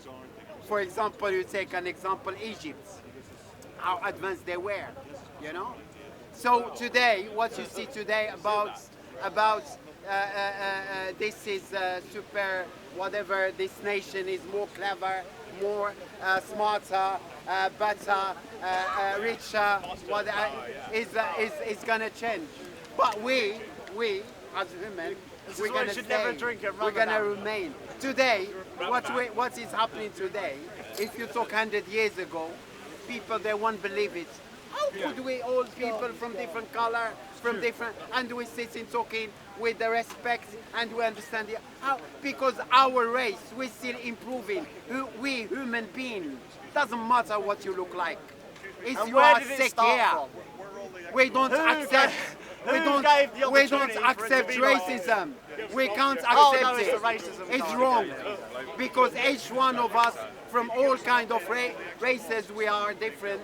All of you find good, bad, extremely good. Don't tell me you're Bush, because that is disgusting.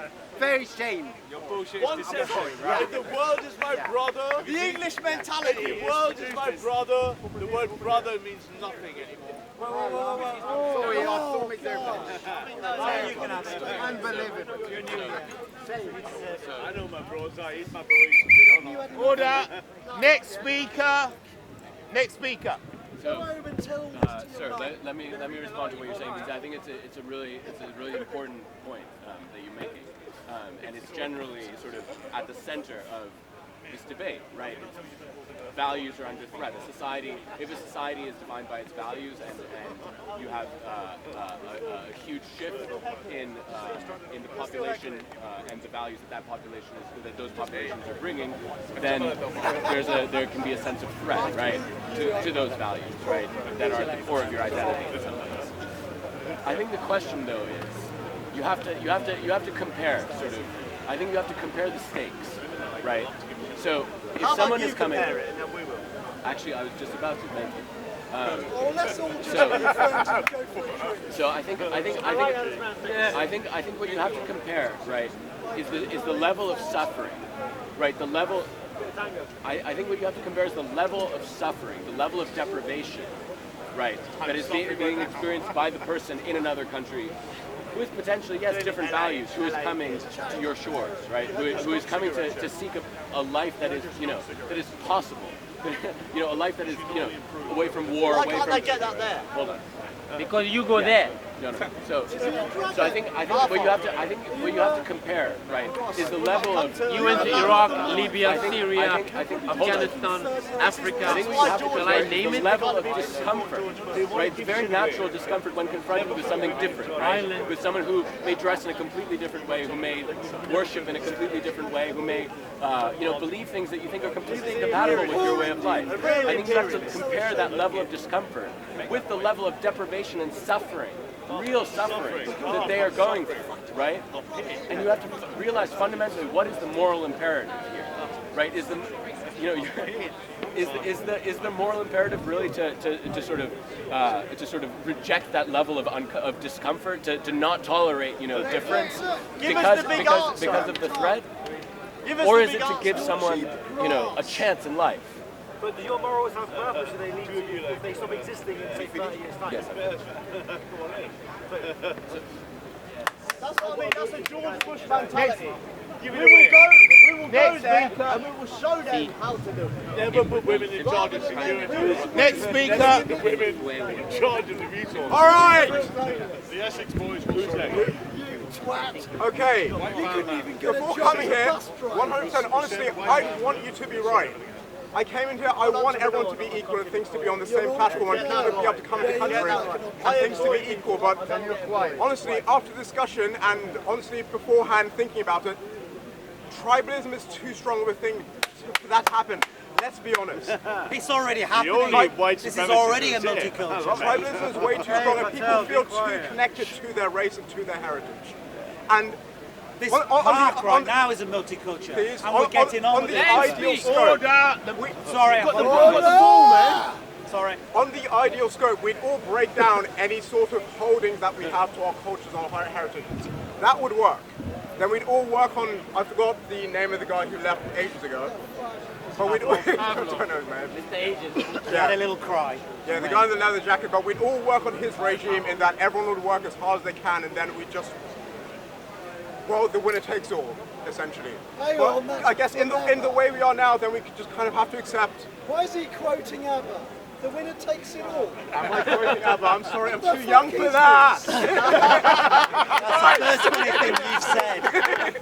Well, okay, fine. Okay, if tribalism's the way things are going to go, then we just kind of need to accept that people are going to have a higher status in different countries, and I'd say, at the moment, I'm probably agreeing with you guys, and I fucking hate it. I hate it so much. I hate it. I'm sick to my stomach at the moment. I admire you for that. But, okay, if I'm agreeing with you guys at the moment, I guess you kind of have to accept that at some point, people are going to take you over as well. You might hold on to the power that you currently have. Yeah. But it's a matter of time before people, I guess, well, personally, to be honest, I've been born and raised in London.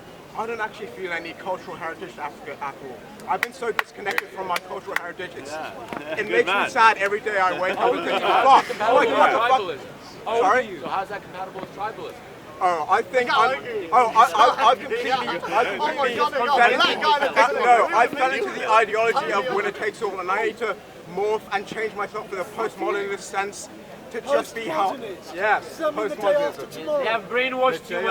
Oh yes, I've been brainwashed. I've been brainwashed being brought to I'm 20. That is brainwashing. Okay. You might connect back to your culture. Yeah, just go back to Africa, my friend. I might. But at the moment, the only thing I can think I actually disagreed with him. What you're saying, I disagree with, by the way. Wait, what part do you disagree with so I can... Everything is backing you out. Good man, well done. You pointed at me and said, I actually agree with you, but what you said that I didn't say or agree with. Brayden, you don't have the ball. Sit down. Make your point now, and your point is... Okay, I said, my point is... My point is, we have to ignore the ethical portion of it, to be honest, I think. No, you can't.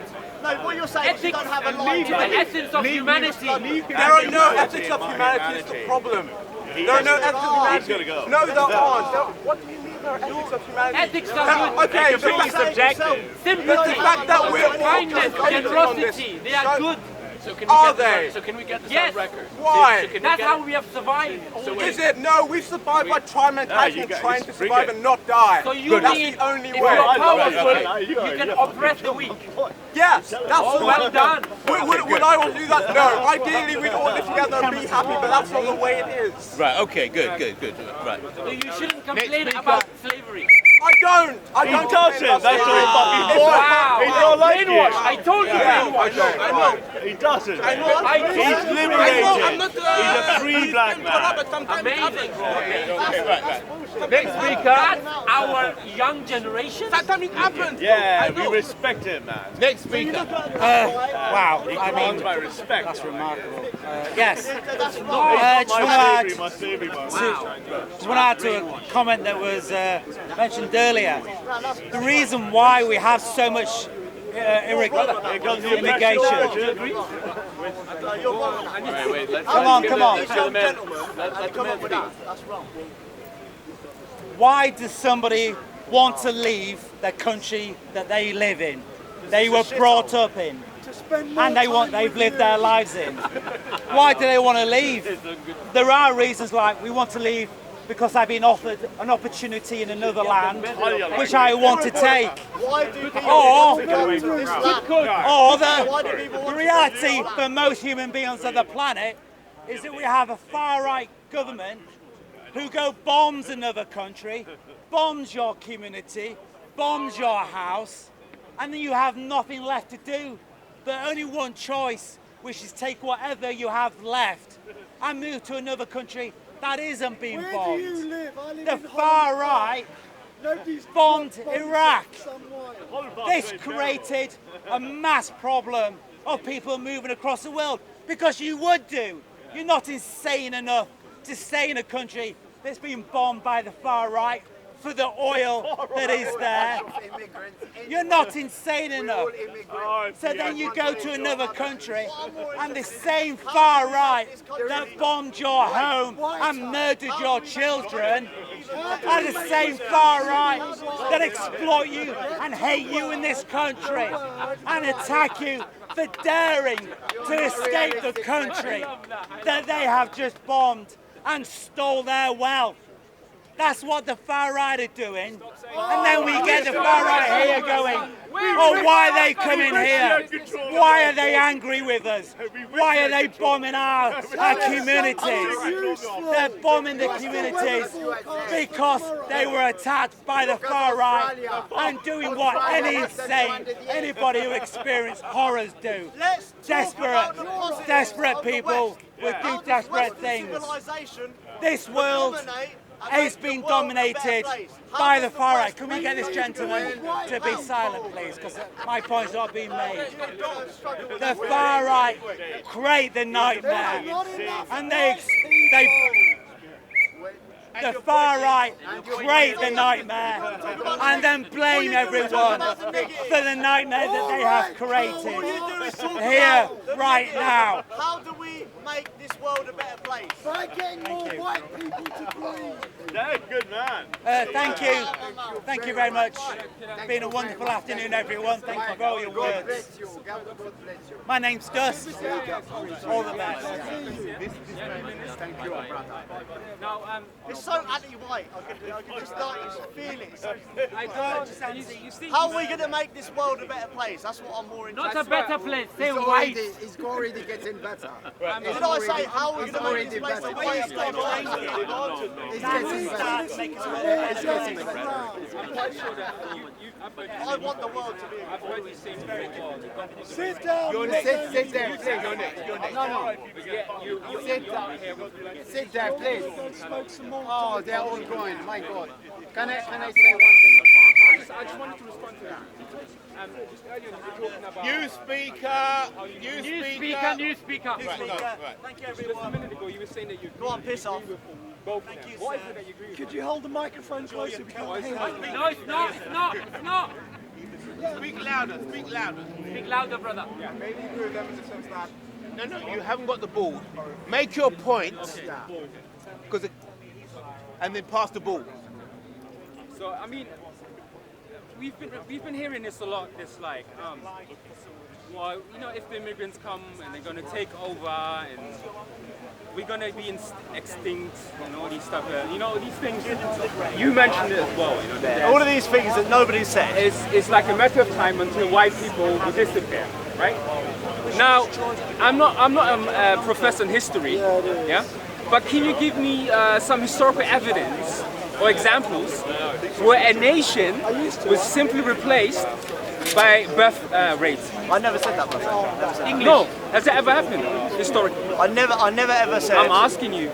No, you're saying what I've said, and I'm saying that I never said that. No, but I'm saying that you're saying no, it's not. I've Like you said. can't deny it now. The No, contention here you're is saying it. that white people are becoming a minority. Did you not say that earlier? It's a fact that white people in London are a minority. Yeah. Okay, yeah, okay, fair enough. From government statistics. Okay. Then he said he agrees with you that you just have to accept Not that the minority in people, the country, they just move out. Yeah, but he agreed with you, and that shows me that he understood it the same way I understood it. That there will come a point where migrants will take over the native population. Right. Now I'm asking you, historically speaking, has Hopefully anything for like them, that ever happened? that's not the case. It's never happened. Yeah. The Hopefully answer for them, is that's not it the has case. never happened. Because and they'll just do what they've done to their own country and turn it into a shit. Yeah, fair enough. Anyway, the But I question, never the said that. answer that you didn't want to give me is it has never happened. And let me tell you something, but it can happen. It will never happen. It will never happen. So it will what? just So simply tell, never so happen. tell me, my It friend. will Tell never me. happen. What have whites done for you? Huh? What have whites done for you? The white I've been in European education, so I got educated by white European, people. which German. Why couldn't that happen? Why couldn't that happen in Okay. Africa? What? Why couldn't that happen in Can Africa? I Because say something? you Because are I of want to African go. descent. Yeah. So what are you doing in my country? Let me answer. And Let me European answer. descent. Let me answer you. But of European Yeah. descent, we want the best for Africa. Not always. No, you don't. You just want fucking Africa to make you Turn on the richer. TV. Turn No, on the you TV. asked me why. Talk to people. No, I'm you telling asked me. You You're- asked me. I'm, He wants the best I'm for not your going to lie. country. No. Listen, he asked me a question. I'm lying now. He said to me, why is it that I never got education In back home? Africa? Yeah, my parents did, by the way. I didn't, but my parents did. Now, Where does education come you from? see, this is the reason. The Greek word of education. You see, the reason why we invented and this education. is and that's simple. That's you're very ignorant of history, but that's fine.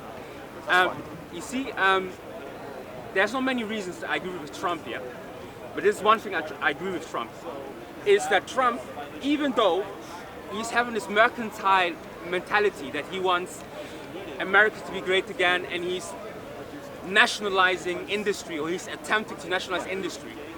But in the same token, Trump is also someone, even if it's for political reasons, who talks about the foreign policies that created the mess in the Middle East, which you haven't done yet. I've never heard you saying that. Can you understand though? No, listen, let me finish. Yeah.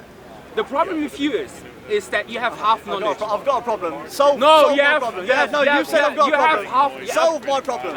Solve my problem. I've been talking 2 hours to you. By now I know what you're saying. Solve my right? problem. The issue with him is that you have knowledge of one thing only, and No you solution. focus on one thing Talk only. about a solution. So We know the problem. your worldview is not comprehensive enough. Says who? You don't have a comprehensive enough because you keep asking me why I never had education in Congo. No. That shouldn't be an answer. You should know why I never had education in Congo. Yeah. Right? So your world is not comprehensive. At least Trump here admits to it. He says, well, Bush and Cheney and all these people in 2004, they took us to Iraq. We killed millions of people. They took us. Do you understand what that sounds like? It doesn't matter. It doesn't matter. Rather than we went. It doesn't matter. It doesn't matter. They took us. You have to finish your point. My point. The point is not trying to make this wrong. It's avoiding responsibility. No. And it all boils down to holistic. responsibility. Is that your point? It boils down to responsibility. No, the you point take I'm making. responsibility. No, what the we're point saying is I'm we want to be making left alone to do our No, own you don't know. Yes, you're telling me what I want and what I don't want. I'm not telling you what we want. I'm telling you what you're talking about. You have a responsibility when you talk. Leave us alone. You have a responsibility when you talk to know what you're talking about. And you don't know what you're talking about. But you can't because you can't live without us. Bro, you always give us half of the story. Give us the other rest of the story. Can't live without us. Can't do I wanted to What do you mean? You respond can't to live without us. the. What were the results in Africa? Next speaker. Me talking, Next please. speaker. Extremely ignorant, bro. You tell me one half of the story, but you don't tell the other story. No, I'm telling you. You never do that. You never do that. Look, you have to stop now. The next speaker. Yeah, I am very. I wanted to respond to that guy, the far right one, and the guy who was made in the speech just before, and he left. He said, "I want to tell you one thing about the immigration. Listen to me. Immigration, and we as human beings, that's what we've been doing all the time. There is all the time people that immigrate from one place to another. It's something very natural. Our ancestors in the past, they did it, and we're still doing it, and we're still gonna carry. And then look the unfairness and the injustice of this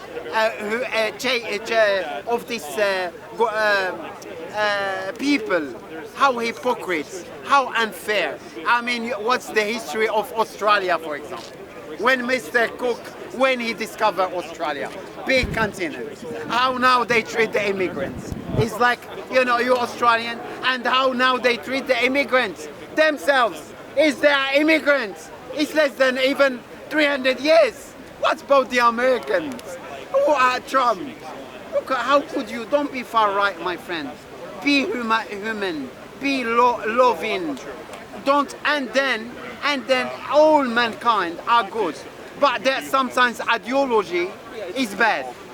When you see somebody, he's good human being, but maybe he believes something, that doctrine is not good. It's not good enough. He's got problem with what he believes. But he still has some good. We don't need to discriminate one another. We need to stand. I am a lot older than you. All of you could be a lot older than you, not older than this guy. But I am old enough, yeah? My son is, we need to stand and make this world for better, because already is improving. Already is improving. You can be the citizen of this country or another country or any other country if you're loyal, if you are a good human being, if you work, if you try to, and you are good. But people today, they don't care. People, they only care about money, greed. All politicians are corrupt, stink. All of them, they are far from what we are here in this world is to discover better life for our the generation to come, and to be nice with each other, and don't let hate to destroy us. Doesn't matter what you look like, doesn't matter if you are a good human being, and you're great, you're my brother. If you are any color, and you're full of hatred, you're selfish, you're greedy. When I was born, anyone ask us why you born like this? Why do you choose your name? Do you choose your color? Do you choose where you? If something happened, that's we are part of this mother nature, yeah. But we are here to seek education. We are here not to let others screw us. We are here not to be sheep and just following some corrupt leaders. We are here to demand for our freedom, to stand and defend our human rights, the people who they are suffering, people suffering from injustice. people who they are unlucky, nobody's helping them, and we are enjoying our life and thinking we are great, and we are what? We're all just, you know. And how could we be? I dislike so much the far right people because they make me sick. They have nothing to stand for. It's all shit, rubbish. And there you find them winning in some, they call themselves advanced country or country with a lot of history. One of them is France. You know, far right now is winning in France. Le Pen. It's shame. It's shame for this human, where they are still backward. Why? Because they always blame people, or because they are fanatic Muslims. Why you don't give them good education? If we want things to happen in Stepney, as he said, he's from Stepney or Whitechapel or anywhere, you need to educate the kids properly, and you need to make them understand that there is no need to make a bear and wear and cover and no, you have to educate people, because religion, it can be beaten by the right education. It can all ideologies, but they don't want to. America is their #1 supporter of Islam and Israel, because they are screwing these nations so badly. Thank you. Okay, good. Next speaker. I want to respond directly and sort of very specifically to something you said 20 minutes ago or whatever it was, and also to the statement that the gentleman who's since left said. He said you said morality doesn't exist, right? Ethics don't exist. He said it's a dog eats dog world. That's the same. It's the same thing, right? The same idea, right? That morality doesn't exist, ethics don't exist. Yeah. Ethics, I think morality is always a choice, right? You can choose to believe in morality, you can choose to believe in ethics and to behave ethically, right? Or you can choose to ignore that, to believe that it doesn't exist, right? Either way it's a choice, but it's not the case that the world is one way or another, right? That the world is not ethical or the world is ethical, right? It's a question of the choice. And so whatever choice you make, you have to live with that choice, right? You have to live with the choice in which you decide, okay, morality is not for me. I'm not going to treat people well. I'm not going to treat people as they deserve to be treated, right? I'm not going to treat people with compassion, right? But then what does that lead to? So first of all, what does that lead to? What kind of world does that lead to, right? If you think about the atrocities, right, that have occurred throughout history, genocides, the Holocaust, slavery, right? These are all cases in which people all collectively decided not to believe in morality, not to believe in ethics, right? And so when people turn a blind eye, when people desensitize themselves, when they numb themselves to the ethical dimension of their actions, that's what happens, right? And so by becoming perhaps an unwilling or a blind follower of this idea, by taking this apparently innocent step of viewing the world cynically, right, you become just one more person in the army of desensitized people who eventually go on to perpetuate atrocities, right? It may seem like an innocent step now, but it's a slippery slope, right? And the second thing about this is on a personal level. What kind of person does that make you if you decide not to believe in ethics, if you decide not to treat people with compassion? What kind of person does that make you? Initially, that first step might seem innocuous, right? You just don't give change to the beggar on the street, right? Or you don't contribute to some worthy cause, right? Or you don't say thank you to someone or whatever, right? These are small things, right? That on a day-to-day level may seem trivial, right? But ultimately, they amount up to a life that is not, a life that in some sense becomes shameful, right? That becomes ugly, right? If you really think about it at a certain point, and it may not always seem that way, right? It may seem filled with these innocuous or trivial decisions, but when it all comes together at some point, I truly believe that you'll see the ugliness of that kind of life. That you'll truly see the ugliness of that sort of life, and you'll really reject it. So I'm telling you, I'm suggesting that you make that decision now, as opposed to 30 years down the road when you have a drinking problem.